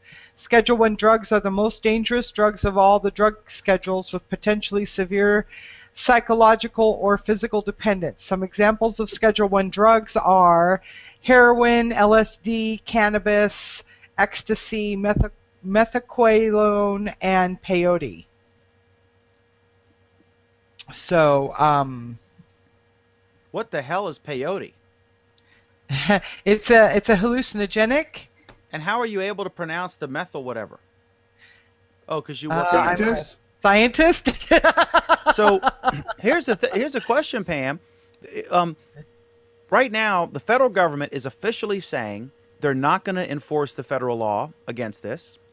They're also saying that banks, they've given banks official guidance on how to process transactions from people who are technically committing a federal crime in doing so. And on the books remains this as a federal crime.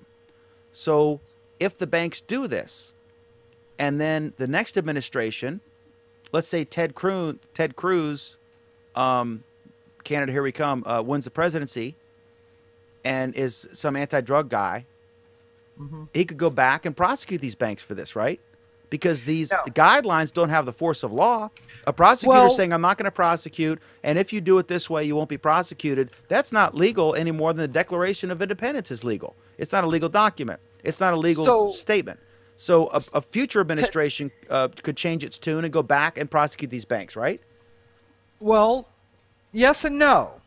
It would be highly unpopular by the public at large to reverse the rule and then charge the banks for something that a previous administration allowed. So technically they could do it. I don't think they will. But what they'll do if they do reverse the ruling is that they'll give banks a period of time to get out of it, right? To get out of the business. So, I mean, basically the federal government is endorsing or allowing, not endorsing, but allowing these transactions to occur. If the next administration reverses that, then they have to give a grace period to the banks to basically undo that. They don't just automatically say, well, you know, we're gonna gonna go ahead and hang you. I mean, that's ridiculous. I agree that no jury would convict a bank if they followed the official Justice Department guidelines on this. But still, it's a crazy situation. And there is that 1% chance that a federal government could go after them. It is a tenuous situation. Even here in California, a lot of these medical marijuana dispensaries, they deal only in cash. They have a difficult time putting cash in the bank or justifying, because the DEA will not only go in, and they have, right, shut down these medical marijuana dispensaries, seize all the drugs and the cash on site, but then they'll start looking through the bank accounts and stuff like that. They absolutely can do that. So it's like the Wild West. It really is. When it was like law, just crazy. It's like I don't know. I just found this fascinating, this situation where the federal government on the one hand is saying we're not going to arrest you, but it's still a law. And here are the guidelines so banks can process these transactions, but you don't know what the next administration is going to do, and nobody's going to remove the law. It just seems so absurd. Any final thoughts on this before we go on to this topic, which we may or may not get to or do because I'm not sure if it's going to work? Okay, great. Nope. So, all right, next up. Do we want to do this, Alan? This pretty complicated thing. I read it and a couple times to try to figure it out what he was saying. We said we would talk about it briefly earlier, and I guess we can. Go ahead. At least talk on it. This is related to this story. Explain the background. What that blog post that came out. So this has been related to a bunch of things that we've talked about over the past few weeks, mostly focusing on net neutrality type issues. The article talks about how Netflix. I guess the headline is Netflix's streaming quality is based on business decisions by Netflix and ISPs, not net neutrality. And what the article tries to break down and tries to explain, and honestly is a fiendishly complicated thing, and they did a pretty good job of it despite that, is discussing basically how networks work, how your ISP eventually talks to Netflix. And we have kind of this image in our head that your ISP talks to this great big cloud. And on one end of the cloud is the ISP, and on the other end is Netflix. And the reality is that's not quite true. There's a lot of little clouds that are part of this. And at some point, there is a handoff from one cloud to the next cloud. And those handoff points can get congested. And it's the management of those connection points or peering points that can sometimes be at dispute. And there are arguments made by some that ISPs are deliberately avoiding negotiations about the peering points so that Netflix ends up getting slowed down and ends up having to go through a longer, more public path. And there are arguments that they're just mismanaging their internal network completely. And this is kind of why last week when we were talking about how the business class customer was seeing one thing and the consumer side was seeing a different thing, and it was clear that they were being neutral for the consumer, that's why it's not so obvious that, were they deliberately throttling it, or was it just trying to go through a congested network or a congested peering point? And it's difficult to figure out, to be perfectly honest. It is difficult. We don't know. This was an op-ed piece, right? This was not a straight news article. I don't know the background of the author that we linked to. It's below the video if you want to read the article for yourself. And it is not light reading. I mean, you really got to turn the music off and read it, especially if you're ADHD. But he makes one point. He says, they could deliver an SD signal and make you wait 3 seconds to buffer it, or they could deliver an HD signal and make you wait 1 second to buffer it. And what is the financial incentive if they can deliver something in between versus no buffering and super HD? Are they going to make any more money doing that? So that's one thing. Like, they've got to balance what the main customer demand is. And in another story later on in the show, we're going to talk about Chattanooga, where they offer 1 gigabit, and it's actually got a fairly low adoption rate. There's not a huge demand. They can get it, but they choose not to. They get the lower cost and the lower bandwidth. So it's kind of some of that. It's a decision, and there's so many. It's hard to figure this out. It's almost like you get a weird rattling in your car. You're not sure which part is the thing that is causing that, and it's hard to diagnose that. Go ahead, Alan, or whoever else wants to weigh in on this. Maybe Cadeus, because it's or Caduce. Now, one thing that the article also tries to uncover is that a lot of these big bandwidth providers, such as Netflix, do try to come up with agreements so that they can have their content closer to the ISP. And that starts raising the question of, well, okay, does that mean they're paying for access, and is that violating net neutrality? And where exactly does the responsibility to set these things up lie? And it's unfortunately it's not straightforward. I wish it was more straightforward. Sai is pointing out that right now there's a distributed denial of service attack against one of these what are called content delivery networks.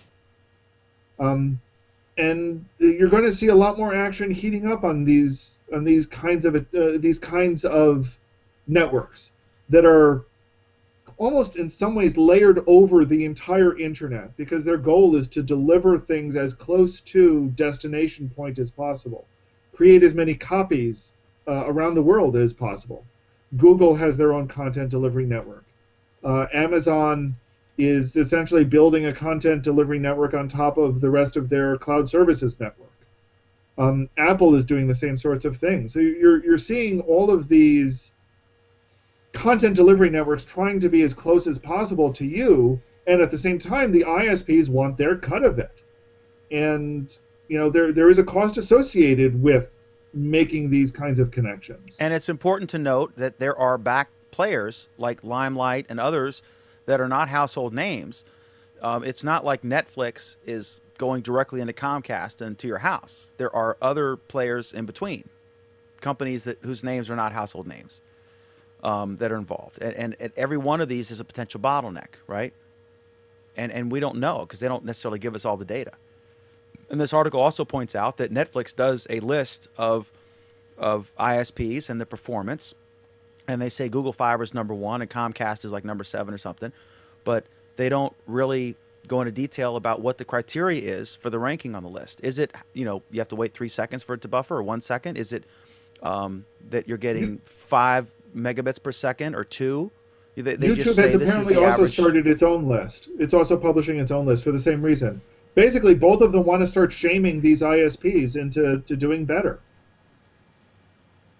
Anyway, Dan just walked away, even though we've been hitting the bottom of this subject like twice now. Okay. All right, so there we go. That's settled. Obviously a ratings bonanza topic, as I call it. Okay, next up is, I haven't seen this at all. It involves a Chromebook, so I'm guessing Alan did this. VMware to bring traditional Windows apps and desktops to Chromebooks. And also, you should mention that apparently there's a rumor that the Windows phones may accept Android apps. But we'll be covering that Monday night, 9 p.m. Eastern, 6 p.m. Pacific, on our show where we actually talk about Android. So for this topic,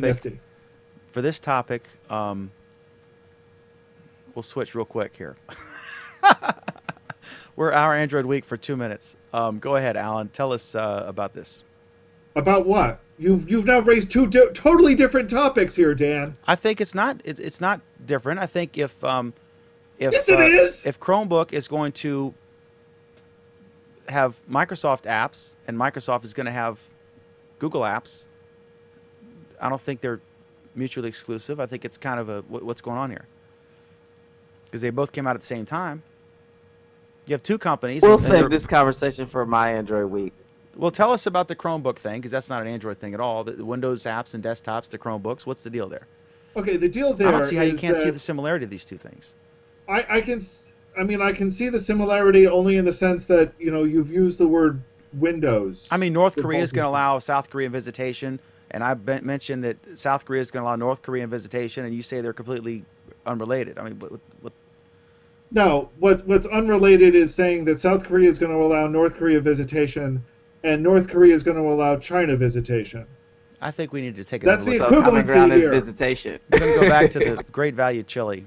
Okay, go ahead, Alan. Tell us about the Chromebooks It's adopting like saying Windows that you're going to apps. have great value Why you go chili back to the without chili? beans, and you're also going to be growing beans in your garden this summer. I'm just trying to troll Charlie with the chili. Go ahead, Alan. Tell us about the Chromebooks. We're dying to hear. Don't leave anything out. Give us the long version. Obviously, he's got to poop. What has happened to this show? The same thing that happens to it every Friday night. We're at 2 hours 45 minutes. Oh God. So, Alan, tell us about this Chromebook story. So the Chromebook story is that Google is partnering with. I've am rushing to bring it up because I've somehow closed the window. Google is partnering with VMware, who makes a virtual machine that runs Windows and lets you run Windows applications even outside of the Windows operating system itself.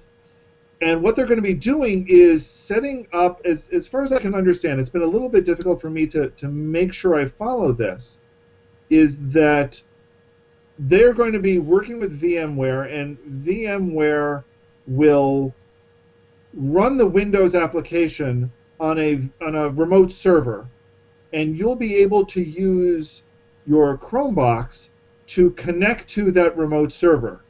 This is what's something that's being called desktop as a service. So if you routinely need to run Windows software, you need it to run on one, just have infrequent access to it, you'll be able to use your Chromebox to connect to this remote service that's running Windows for you. You'll run your Windows app on this remote machine. Your Chromebox just kind of serves as a display for this remote Windows machine. So this has some advantages and disadvantages. The advantage is that you don't need to have a high-powered machine locally if you need to run a high-powered rendering system, for example, with Windows. Or you need to run a high-powered desktop layout system. You no longer need to have that full-featured machine locally.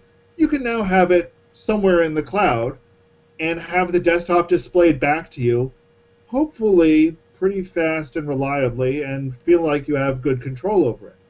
The downside, though, is you've got a network connection, and it's not going to feel as zippy as things are locally. Hopefully it'll feel close, but it won't feel as good.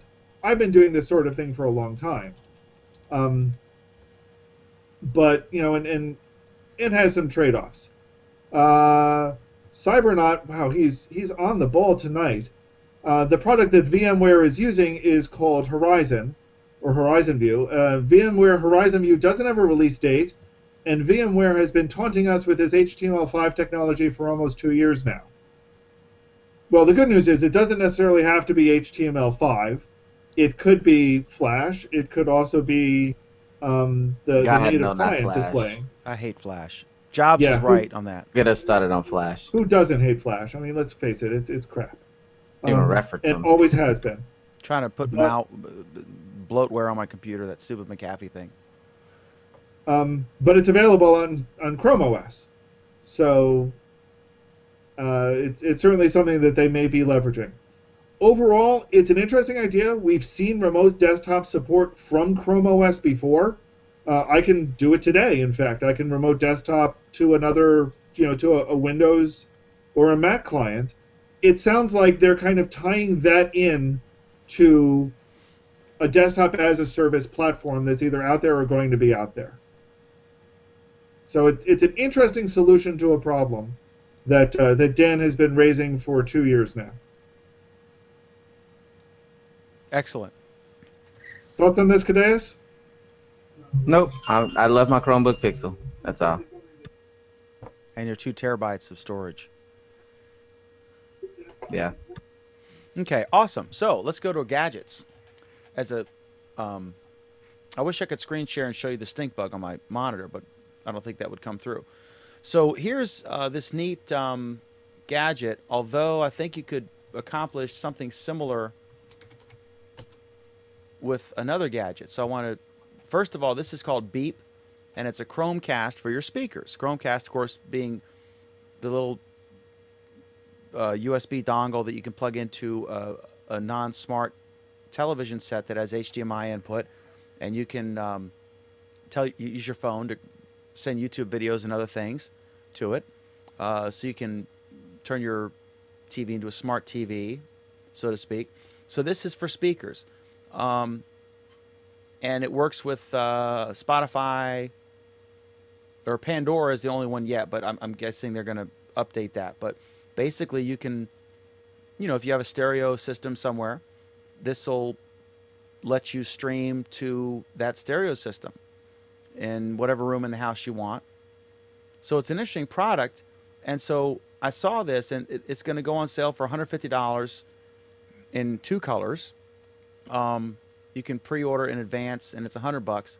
But then this made me think, why wouldn't you just get a converter for your Chromecast that would allow you to just do audio? And so I found a couple things here that would work. I looked in the forums, the what is it, XDA Developers Forum, is that right, Alan? That's one? Absolutely.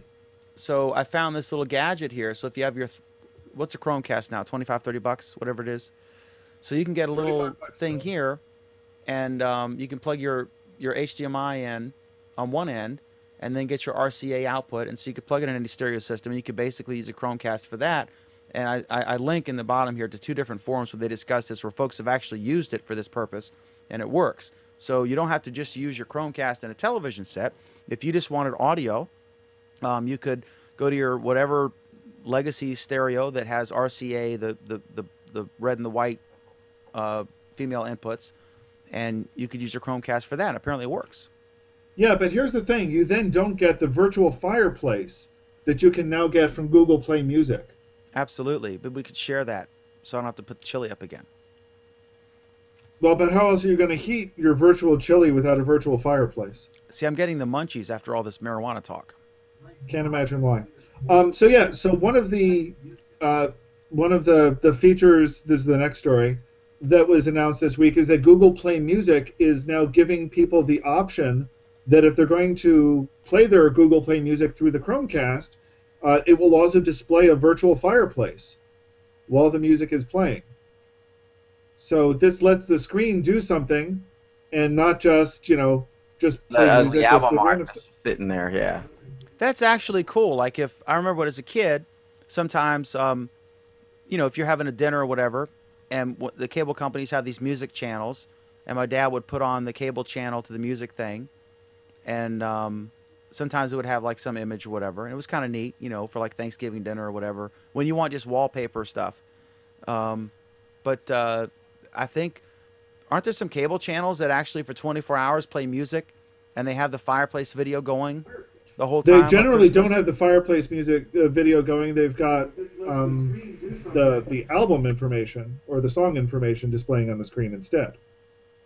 But I know I remember watching, there was some cable channel that had a fireplace crackling or whatever. That would be the Yule Log channel, which was originally done by Channel 11 New York on Christmas Day. But you can only get it over Comcast connections, remember? Or Aereo. So that happened. So that's cool. I mean, it's it's a gimmick. Those are neat for if you're having a dinner party and you want something that's. Go ahead, Kadesh. Oh, no, I was just gonna say I'd been using this for about a week here, and just playing the music on Chromecast, and coming from the Apple TV layout of what I'm used to seeing, this was kind of plain. So maybe when they finally roll this out and I finally get to see it, maybe I'll like that better than the plain album art flat on the screen in the center. It is apparently rolled out, but you need to go into settings to turn it on. So it's an option. Okay, so I'll give it a go in a little bit. Okay. So we're all very excited about the fireplace thing. Okay, so our next gadget is the Padcaster, and I was hoping Craig would be here because he actually, I'd seen the actual news. This isn't a brand new product, but the news is that they did one for the iPad Mini, and I don't have an iPad. I have an Nexus 7, but this is a pretty neat product, I think. I'm not sure what the quality of video you get from an iPad is, but this is, it's basically a frame that goes around an iPad, and it has lots of holes, the 1/4-inch screws where you can use your existing accessories like a microphone, an LED light, a Zoom recorder, what have you, to create a little portable video content creation thing. Of course, once you post the videos, if you post them publicly, anybody's free, you know, Cadeas is free to take them and monetize them despite your wishes, right? Because America's free, baby. Even if you spend, you know, $10,000 flying to LA to create your video. But not to get off topic. And it's kind of a neat product. I think it's like $150. And basically the Padcaster is just the frame that holds the iPad, and then you can plug in your existing accessories. So I like that it's not you're spending a bunch of money on proprietary accessories, microphones and lights and stuff. And I don't know, what do you guys think about this as a like a quick all-in-one solution? And I have no idea. I know, Alan, I think you have an iPad. Kadesh, you may. I have no idea what the video quality is. That's actually what my complaint was going to be. Why would you record with the ugly iPad? That's just Well, the iPad, the video and the photo quality is not as good as the iPhone. It sucks. Yeah, it's not as good. I know my Nexus 7, I would never try to make a video with that. I've never. I don't even know if I ever have used that. Basically, iPad is too big and clunky to be. Dan, your Nexus 7 doesn't have a rear view camera. So he'd make a video face first. I can make a selfie. I can make a sexy selfie for Pam. Dan's like, well, you could make a selfie at any rate, but I dare you. I would definitely need the Padcaster's wide-angle lens if I did a selfie. I dare you. I'm going to send you a selfie, Sheila. So Sheila's anyway, daring you. Yeah, my Nexus 7 is not known for its video quality or its speakers. But yeah, I guess, you know, but I can't see some professional journalists using this product. But it's innovative. If at some point the tablets up their game, and maybe products like this will cause them to. So there you go. Okay, so topic fail. All right, next up, two topics we had last year. Last week. Last week? Sorry. It hasn't been that long, Dan. Right. We had them briefly last week, but we didn't cover them. We didn't really give enough time to cover them. So we Tell us tabled about them for Chattanooga, this week. Tennessee, Mr. Furstenberg. So one of the interesting stories that came up last week is we've been debating for several weeks now rollout of gigabit Ethernet. Gigabit internet, and Dan keeps coming back with well, who the hell would use it until you have 4K television? And we keep telling him that he's full of it. That's not fair. I'm saying that absolutely I would sign up for it. Craig Shipp would sign up for it. You would sign up for it, right? I'm a news guy. Craig is a content producer. You're a developer. So absolutely we would sign up for it. But if you look at the Chattanooga case, I think only 7% of the people have signed up for the gigabit, even though they have 7% of the people who have access to subscribing to it have chosen to do so. 93% have not. So I think I have a point that, you know, what I mean. Yeah, a lot of people are happy with their 30 down and 5 up. Well, except they're not even getting 30 down and 5. No. Hang on. They weren't getting 30 down and 5 up. They're getting 100 down and up in Chattanooga. For the price of what and it's not that significantly different in cost from the gigabit, correct? I don't remember, and the link that we have in the article right now is wrong. It's not. I think it's like linking. $50 or $70. I mean, you know, it's not a big. The difference was not huge. It was about what Google's price difference is. For some of they would not spend the extra $10, $20, $30, whatever it is, for 10 times the bandwidth, because they were happy. Because I mean, your Netflix isn't going to get significantly better if you have 100 megabits. Versus 1,000. Right, but So one of why the spend things the that $20? one of the things that the article said several times, both by people who had the high-speed net and people who didn't, is that it's a chicken and egg problem. You're not going to get people. You're not going to have people want the higher speed until there's a need for the higher speed, and you're not going to have the need for the higher speed until someone's producing stuff that needs it. So what they've committed to, in essence, is saying, okay, here's the gigabit, you figure out what to do with it. So 7% of the people have figured out what to do with it. That's the important part to me isn't that it's only 7%, it's that we have 7%. That's actually significant. What can the average seriously though? What can the average consumer, not you as a developer, me as a broadcaster, Craig as a broadcaster, right? Not me as a developer. The average guy or gal, what can they do with a gigabit that they can't do with 100 up and down? I can't think of anything. Well, the average that's because consumer. You've got no imagination, Dan. That was a dig just then. Are you sure? So what? Seriously, what can the average user of the internet, who's using Facebook, Netflix, email, well, there's porn, the thing. Well, no. There's the okay, porn. You want 4kporn.com. If you don't have that, if that domain's available, Pam, immediately buy it. 4K Porn Hub, 4K Porn, something like that.com. 1,000 people are searching for that right now. So yeah, so we've got porn. Fine. That almost makes the case for having it in the first place. It makes a great case for 3D. Well, what's the that could be the saving grace of 3D. Where's my no comment. Where's my chili here? Well, what's the price difference? Like $20, nothing. Between what they have now and the gigabit up and down. The price difference wasn't huge, and I'm trying to find it again while actually talking. Let's say it was $20, $30, $10. Whatever it is. I think it was like 20. I think it was like 50 and 70, 50 for 170 or whatever it was. It was something along those lines. It wasn't a significant price. It wasn't like $1,000 for gigabit or $10 for 100, right? It was a pretty close gap. So I don't see, I was surprised. I would think, I would immediately get the most I could get, whatever the cost. And that's what I do with Comcast. I'm on their premium whatever. It's like $130 a month or something. But in this case, it was an actually surprisingly narrow gap between 100 and a gig or whatever it is.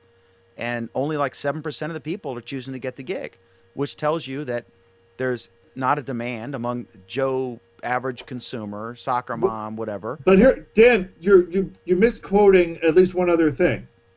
Okay, that's businesses of businesses, 55% of businesses in the area subscribe to the gigabit Ethernet. I totally would agree with yeah, that wouldn't surprise me at all.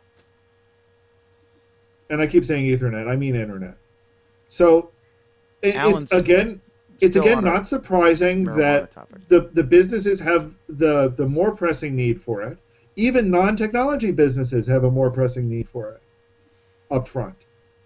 Now, you ask what is a consumer going to do with it? And it's a valid question. I think one of the things that we're going to see more of is the ability to use cheaper computers like a Chromecast or like a Chromebox or a Chromepad. Did I just invent something here? Are you drunk? Are you drunk, Alan? I'm drunk on Chrome, man. He's hungry. It's Chrome all over the place. That's me and Pam's job. You're supposed to be the sober. No, Alan's I mean hungry. I could see a business because, like, let's say you're a bookstore with a gigabit Wi-Fi router, and you're letting your customer or coffee shop, and you're letting your customers use your Wi-Fi. Absolutely, you'd want the gigabit. Yeah, or work from home. If you're Pam and you've got home. like Pam, you said you had a bunch of people, and if you got 3 kids watching Netflix videos, absolutely you'd want to get that. I work from home, and I have to go through. First of all, I have to go through a VPN that goes all the way to Bill Ricca and back. That's one thing, but just the speed difference in being able to just perform simple tasks like a business objects query or something like that, you know, I would definitely pay $20 a month extra for that. In fact, I was just looking at my Verizon. I have the lowest of the 3 tiers in speed. I'm already thinking, an extra $30 a month, and I could have Fios's top speed. So I'm thinking about it. You know, I think any sort of remote work, and yes, that includes remote technical work, but any sort of remote work will be vastly improved by gigabit. You know, it allows things like what we just discussed with Chromeboxes and Chrome OS, that you're able to have your desktop sitting somewhere else, and you can use relatively inexpensive hardware to get to it and use it. And you can use relatively inexpensive hardware from anywhere in the area. You know, you're not tied to your house. You can now do it from your house or from the coffee shop that is gig, or from sitting in the park that may have Wi-Fi that's attached to the gig, or over at your friend's house because they have got gig. This ability to be mobile and yet still get work done is a powerful, powerful thing, and it's made more powerful when you've just got tons and tons of bandwidth thrown at it. So, you know, there's an example of what else you can do, what else the common person will do. Other examples that I've given in the past, and since you've obviously forgotten, I'll have to give again, is photo editing and movie editing. Right now, you've got people who are getting expensive chunks of hardware that sit on their desk, and most of the time are doing nothing. If instead I put those chunks of hardware in a nearby data center and run gig to it, I can now edit my photos just about as fast as I can edit them locally. I can edit my movies, maybe not yet, but sometime in the near future, just about as fast as I can edit them locally. And if we increase the gig to 10 gig, I can almost certainly edit them as fast as I can locally, probably faster, because my computer is almost certainly memory and disk constrained, and the remote server is not going to be. So those are the sorts of things where, you know, if you start thinking a little bit outside the box, those are the things you can do with massively high-speed networks. And you've got to say, people do want to be able to edit photos and movies. We know this. You're making a face, Dan. No, I'm just listening. I mean, I agree with all that stuff. But so it's not the chili? No, it's not the chili. Okay.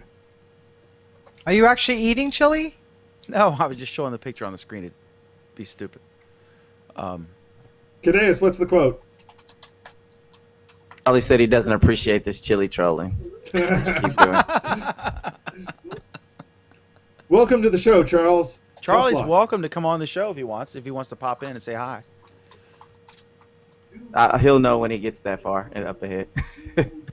Pam, what do you got? Unmute your mic. Pam, unmute your mic. Sorry.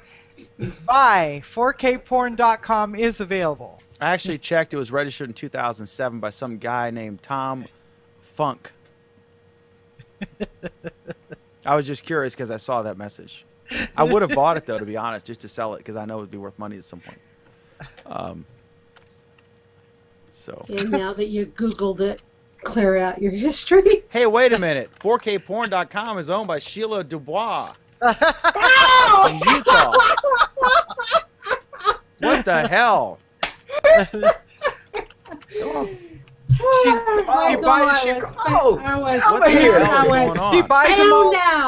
She buys them all up just so no one else can use them. Right, just to prevent. What, Dan? I'm on just fire. Prevent. So I'm on fire for 4K Jesus. porn? Huh? Did you buy it yet? No, I tried to. I looked to see, and it was already taken. It's been taken since 2007. Charlie. You gotta leave now, though. What's up, Charles? I gotta go do some research on this website, so I can get back to you guys real quick. Okay. Are you gonna give us a 4K porn update? All right. I think internationally contributing to the delinquency of a minor is the crime I've just committed. All right. So anyway, so there's Chattanooga. Any other thoughts on that? On the shockingly high adoption rate of 4K in Chattanooga? Okay, so there we go. You mean never mind. Keep going. Next. Next up, Target data breach may have started through. I had forgotten this. I think I don't know if did you post this or did I? Because I think I read this, but I've completely forgotten it. I don't remember who posted it, but this was something we wanted to bring up last week and we didn't. The Target data breach may have started through an air conditioning system. Yes! That's how secure your networks are, ladies and gentlemen. How the hell? What? Go ahead. Tell us how the hell. So this is why Google bought Nest. So they can infiltrate. See, it all makes sense now. It all makes sense. That is the best comment I've heard on this yet, Pam. Thank you. That was great. Any of you guys think that they're doing enough? Are they legitimately investigating and not sure what the reasons are? Or are they being elusive about facts to try to keep it out of the news as much as possible? A lot of these large companies, they do have these remote systems that allow their HVAC to talk to, monitoring or whatever. I mean, I could totally see how that can happen. Oh, here's the thing, Pam. I can totally see that too. What I can't totally see is why the remote HVAC system happens to be on the same bloody network as your financial system. That's just stupid! Brain dead freaking stupid! Hey, Alan, it's okay. It's okay. It's okay. I'm fine today. It's really. I agree that someone dropped the ball on that. No, this isn't dropping the ball. This is taking a clue by four and repeatedly pounding your own head with it, and then making the brilliant executive decision that to save $50 on a firewall router, you're gonna put them on the same freaking network. No, this is IT not understanding security. There are all these stories out there about this and stuff. Here's the thing, that's IT's job. Like the story today was that that someone warned them, some security expert or employee warned them about the potential for this.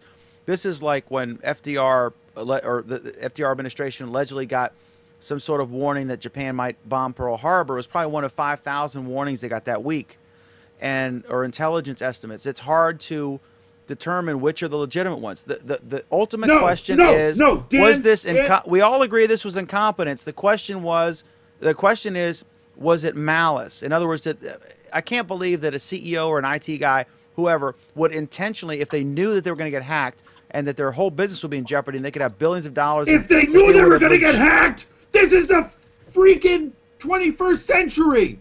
If you've got a machine on the internet, of course you're going to get hacked. Hey, Alan, were you affected by the target? It's about malice versus incompetence. We all agree there was incompetence. Whether there was malice is a different story. I think that's what all this is about. Did they deliberately want to get hacked? No. But if they're stupid enough to think that they're going to put a computer on the internet, and why is your banking computer on the internet anyway? Let's talk about that another time. Okay? But if you're going to put a computer on the internet these days, you're going to have somebody trying to break into it. Okay? You want another good example? Cy posted this great example. Stuxnet. Do we remember? Okay, it's not even showing up there. Do we remember what Stuxnet is? Yes, that was the Iranians being stupid enough to put a cyclotron on the internet. Who the freak does that? Idiots! As who does it? If you're going to put something that you care about, you don't put it on the internet. You just don't. That's financial systems. I do all my online banking, all my banking online. Well, hopefully your bank has a firewall that's at least halfway decent, Otherwise, you're going to have people who are breaking in and taking all your funds out. Are we assuming that this system is private or is it public? The HVAC system? Yeah. Obviously, it was public. And if it's public, is it protected by IP law? Great point, Cadeus. Caduce. And yes, that's part of the problem, is that the internet was designed to be a public system. And we've been incredibly poor about adopting standards that change that. And this is an example of a banking system that didn't need to be public. There are, long established ways of connecting financial systems to other financial systems using private lines that they just violated in this case. Anyway, I don't think we need to beat a dead horse. There are executives who should be put up against a wall and shot by firing squad because of this. It's okay. They have golden parachutes. They'll just jump off that way. I don't think it was malice. I think it was incompetence, and I think you have a responsibility when you are a company on that scale and you're taking millions and millions of people's credit card information. You have a responsibility to make sure you have competent people running that stuff so this sort of thing doesn't happen. But we do see this happening in Target's defense. We do see this happening to all sorts of companies, including government institutions. We got a go ahead, Pam. Yeah, Sai says it happens all the time. It comes down to dollars. To this day, I can shut off an entire data center by switching off its UPS halfway across the U.S. I'd never do it. I've told them the door is open. No one has done anything about it. And by their nature, these guys look for vulnerabilities. And if you've uncovered and secured something, then it's not a vulnerability anymore. So you've got these, I think the Syrian, whatever, just broke into something today, the Syrian army or whatever, which is bizarre why they're hacking. But these things are daily stories. It's just Target was a bigger one. And there are other companies involved. And of course, they're all being quiet about it. Let me ask you a question, Dan. At what point does it cross over into malice? Malice would be ill intent. In other words, you deliberately ignored an obvious sign. The problem is you get multiple signals simultaneously, and you have to determine what the validity of those are. And if you are incompetent and you made a mistake, that's not malice. If you told me that I know that the brakes on this car are bad and someone's going to get killed, and I'm an expert, and I'm well aware, and I believe that someone's going to get killed, and I allow someone to use the car, and they die, that's malice. So if Microsoft tells you that there is a security vulnerability in the version of Windows that you're using, and that there is malware that is actively exploiting this, is it malice if you don't fix it? Perhaps if someone said that a plane could potentially crash into my house or into my apartment building that I own, for example. I don't, but hypothetically. I could try to install some sort of plane crash-proof roof. I chose not to because I discounted the threat. Considered malice? And then a plane did in fact crash and people got killed. Am I guilty? Am I guilty of malice in that case? I would say no, because what are the odds that a freaking plane is going to crash? And if this guy, obviously they were negligent or didn't appreciate the threat, and this happened, as it has happened to many, many companies. These people are constantly trying to do this. Do you have someone who every hour, if you own a grocery store or manage a grocery store, do you have someone every hour goes and checks every single credit card terminal in the self-checkout for a skimming thing that may have been put on there? Because you know that threat exists. Are you guilty of malice if you didn't literally every 10 minutes check to see for a skimmer? Because that threat exists in every grocery store, right? It's hard. This is a gray area too. Okay, I'm fine. How was your Google Plus week, Dan? My Google Plus week was snow. About 16 to 18 inches we had here. And it was cool, though. I was stocked up. ready to go. And so I haven't left the house in like 3 days. I can't wait to get out and get some exercise. And then today was like 55 degrees and bright sunshine. So it's the kind of sunshine, even though it wasn't particularly warm, it was nice out, but you were able to clear your car off, and then within a couple hours, the snow disappeared. But yeah, I got cabin fever, and as soon as the show's done, I'm going to thank everybody profusely, and then ignore all of you guys while I watch House of Cards. And that brings up the President Obama Twitter account tweeted yesterday, tomorrow, House of Cards, no spoilers, please. And when I saw it shortly after, it had like 5,000 retweets by that point. You cannot buy that kind of publicity. Can you imagine if, you know, if the President of the United States is, it wasn't him because he signs his with BM or BO, but it was his account. They're brilliant at social media, and the Republicans should study them very closely. But that was neat because it has taken Washington by storm, and I'm an hour away from D.C., and I've worked there and stuff. But brilliant PR to have the president. Can you imagine having a program of any kind of product that you're selling or service, and have the President of the United States official Twitter account say, you know, some joke about it and acknowledge that it's cool. So that's neat. And no spoilers if anyone mentions House of Cards, because I'm only past episode 1 because I was busy. But I'm going to watch hopefully at least one tonight. So my Google Plus week was good, and it's going to get better because of House of Cards. So there. Alan, or whoever you want to go to next, Alan. Sheila, how was your Google Plus week? Oh, my Google Plus week has been pretty good. I'm still busy with my weekly photo community. Good. Yeah. Pretty fun.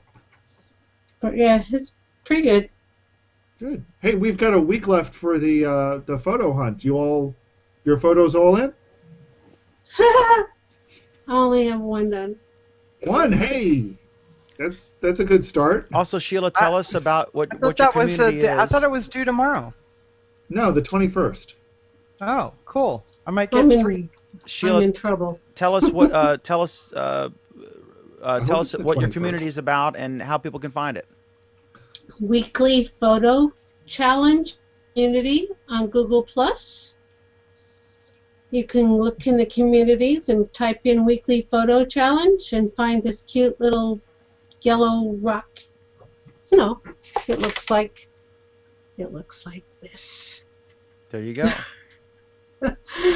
And it's basically what we do is like Sunday night or Monday morning, depending on what type of world you're in, we will post the challenge that will go from Monday to Sunday. Like this week's challenge was a photo with a story. You know, take a photo and then share the story behind the photo. You can make one up or whatever, but yeah. You know, it's kind of fun. Like last week was pets. And then the week before was like exposure compensation. That's all photography talk, but you know, it's fun. Awesome.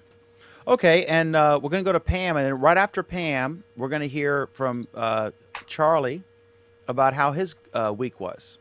So Charlie, get ready. Pam, how was your Google Plus week? My Google Plus week was good. Trying to think what I did. Anything exciting? Well, it's Valentine's Day.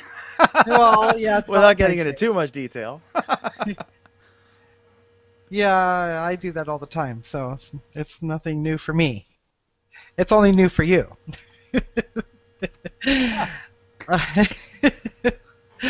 I did make a post this week about, you know,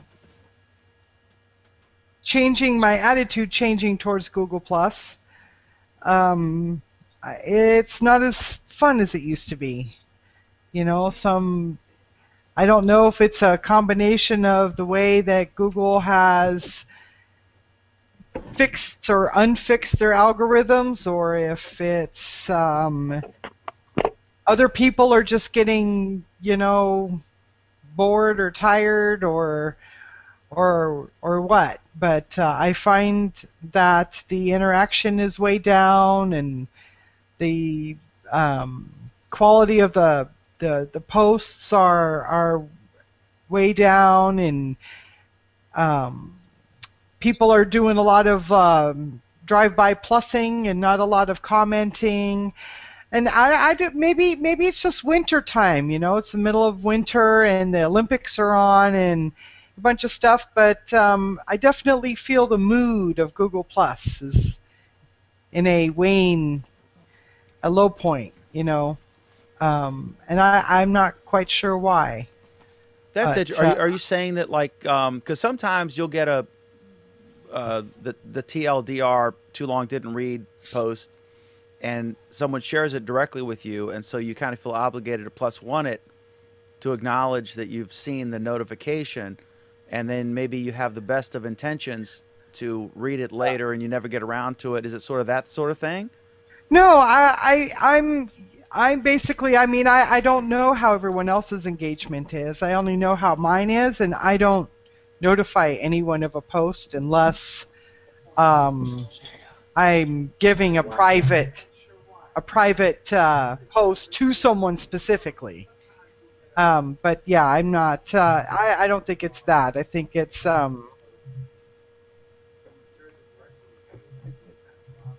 There's just something about how people are interacting with you that isn't coming across quite right. Right. It's just. A lot of people agreed with me, so I think that's a. Interesting. You think it's just in direct posts, or is it something you're seeing in your communities, or it's hard for you to put your finger on it? Yeah, it is hard for me to put my finger on it. I just see it in general, not just mine. Yes, I muted him because he was making too much noise. But he'll be able to make noise in just a moment.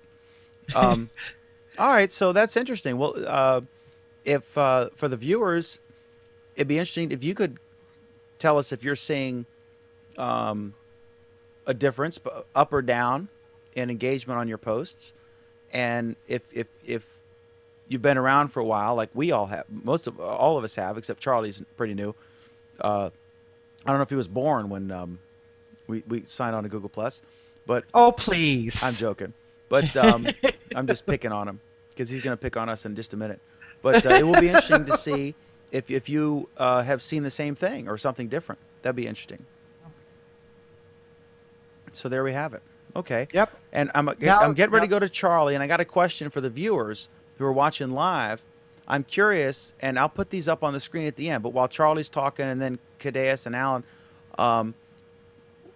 look at your stream, your profile over the last week, and I'm curious, what was the post that you made that had the most shares, +1s, comments, whatever? And just do a comment on YouTube or Google Plus on any of the posts of this show, because we see them all, and tell us what was the most popular post or most engaged post. What was it about? Just put like the title and kind of real quick in a comment what it was about. Totally random, but not tech necessarily, whatever. And I'm just curious. I'd like to see those, and we'll put those up at the end. Charlie, how was your Google Plus week, sir? And unmute your mic.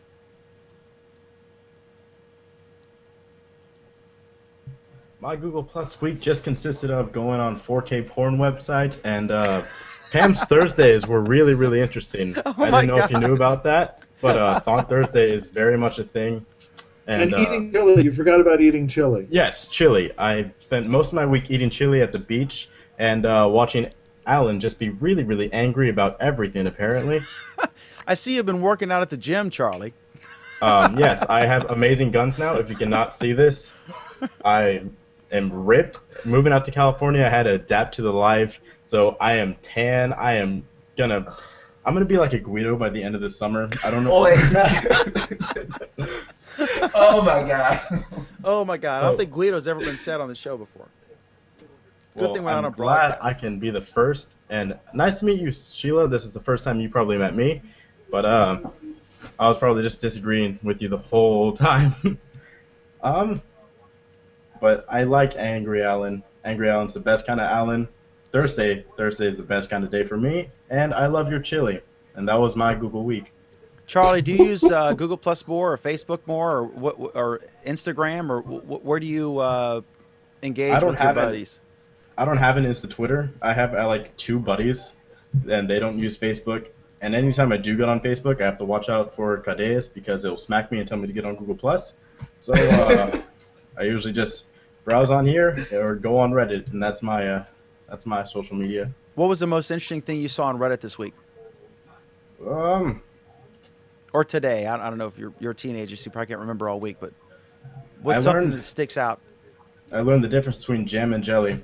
That was the most interesting thing I learned this week. What's the jam what's and the jelly? Okay. Yeah. What is the difference? Jellies are made from juice, while jams are made from I forgot, but fruit, I learned it. Pectin, sugar, fruit.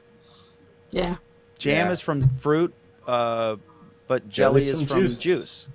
Yeah. Mm-hmm. Interesting. And I didn't know some have that. preserved, some have dried nuts, some have dried fruit. It's crazy out there. I had no idea. Now, if you want to impress me, tell me the difference between a yam and a sweet potato, Charlie.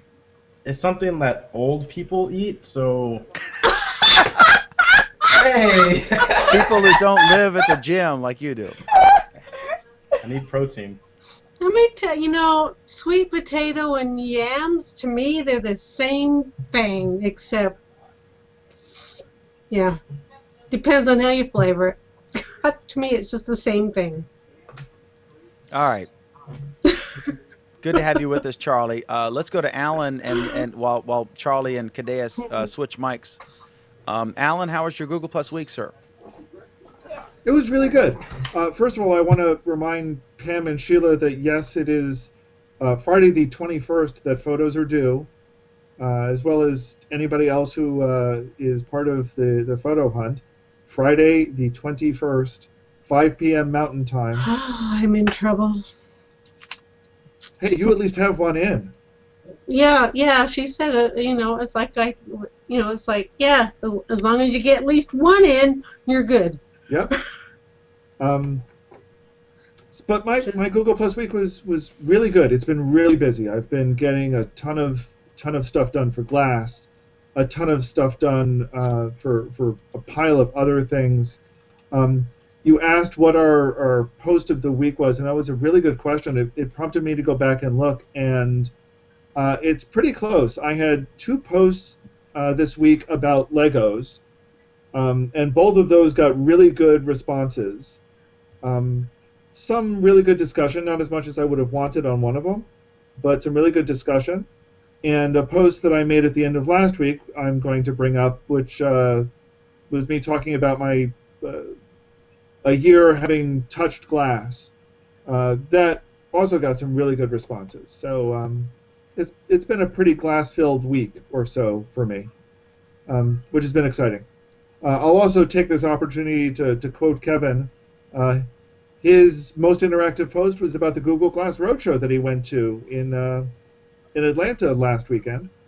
He's still writing up the blog post. He will post it this weekend. I'm still looking forward to it, Kevin, because I really want to get your take on what you thought about Glass. So I'm looking forward to seeing that.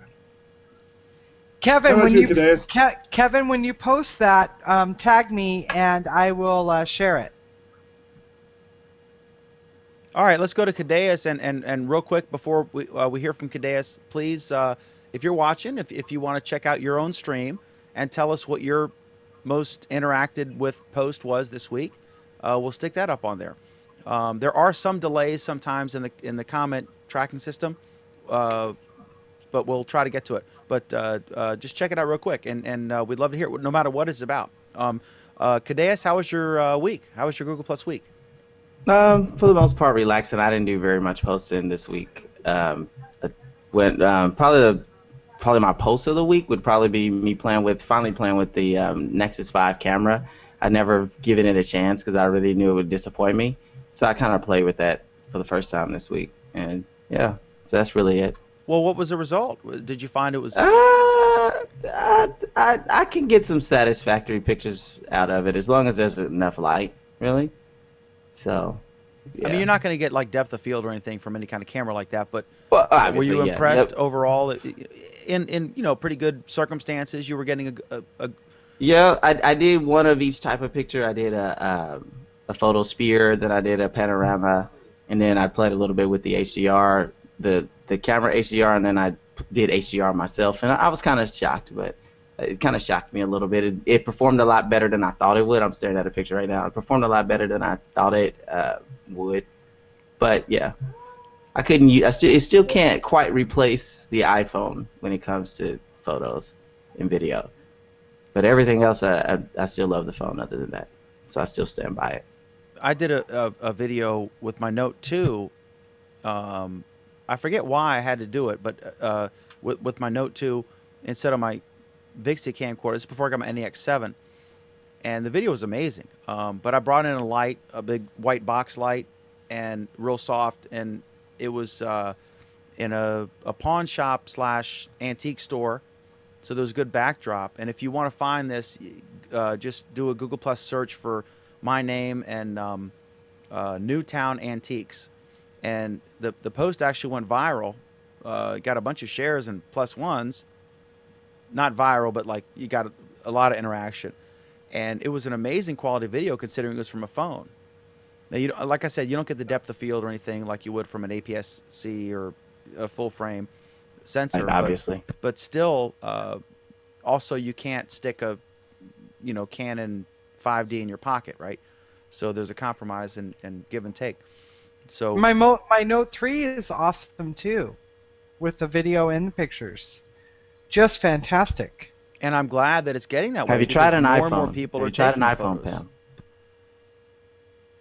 My youngest daughter has one of those. I will try it. Yeah, it still will outperform that, unfortunately. Believe me, I want Android to finally get a good camera so I can be done with it, but done with iPhone. But I can't. The camera, I still have to carry it for that. Have you tried the Note 3? Yeah, I have. Okay, so Cybernaut's taking a little challenge to find his best posts, and let's look at these. He says, okay, the most pluses was Aha's Take On Me, great song from the 80s, right? Or early 90s? I can't remember.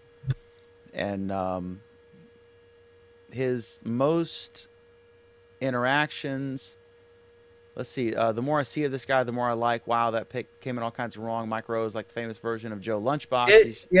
It's the post that went around with Mike Rowe responding to the haters because he did some spot with Walmart. Oh, okay. You didn't read that? I didn't. Can you give us give me the 30 to 60-second version? Seriously, you didn't read it? I'm not lying. Where have you been? No, just kidding. So basically what happened was that he did a voiceover for a commercial that announced Walmart's commitment to purchase $250 billion of American-made goods and put them onto their shelves, right? So then he gets goes to bed, gets up, all of these comments talking about how could you work with Walmart and blah, blah, blah. And so Mike Rowe, I don't know if you happen to know this, but Mike Rowe is very intelligent, and he's a trained opera singer. Not that that makes him intelligent, I'm just saying that's just a little anecdote. Basically, he's like, you're shooting the messenger here. Walmart's doing something good, and I'm on board with that, and I agreed to do this voiceover, and you can all kiss my ass. That's basically what he said. And so that got the most interaction. It got the most interaction for me for the week too. That post. So. Yeah, good. And then Kadea says this one got. Is that Charlie? Who's that? Cadeas? Yeah, that's Charlie. He's little. Is that a recent picture? He looks 10. That was this week. Oh my God. He's gonna be mad when the video gets to that. Yeah, we're gonna have to get Charlie to the gym ASAP. There's still hope though. All right. So okay, so we do 2 programs. Our Android Week is Monday nights at 9 p.m. Eastern Time, 6 p.m. Pacific Time every Monday. And we also have this program, Google Plus Week, the #1 show on Google Plus, the oldest, longest running show, the most asbestos program out there, period. And that is Friday nights at 8:30 p.m. Eastern, give or take a minute or two, 5:30 p.m. Pacific. So Monday, 9 p.m., Google Plus Week is 8:30 p.m. Eastern. And any last stuff before I push the button? No, wrap. Thank you all very much for watching. We really do appreciate it. Thank you for your comments so much. I really do appreciate that. This is a labor of love, a money and time-sucking hole that we wouldn't do anything besides, even on Valentine's Day. So thank you all very much. Peace. Happy Valentine's Day. And as I began the program, to all the people with a special person, if you're single, then what's up, bro? We'll see you next week, 8:30 p.m. Eastern, for another Google Plus Week. Thanks.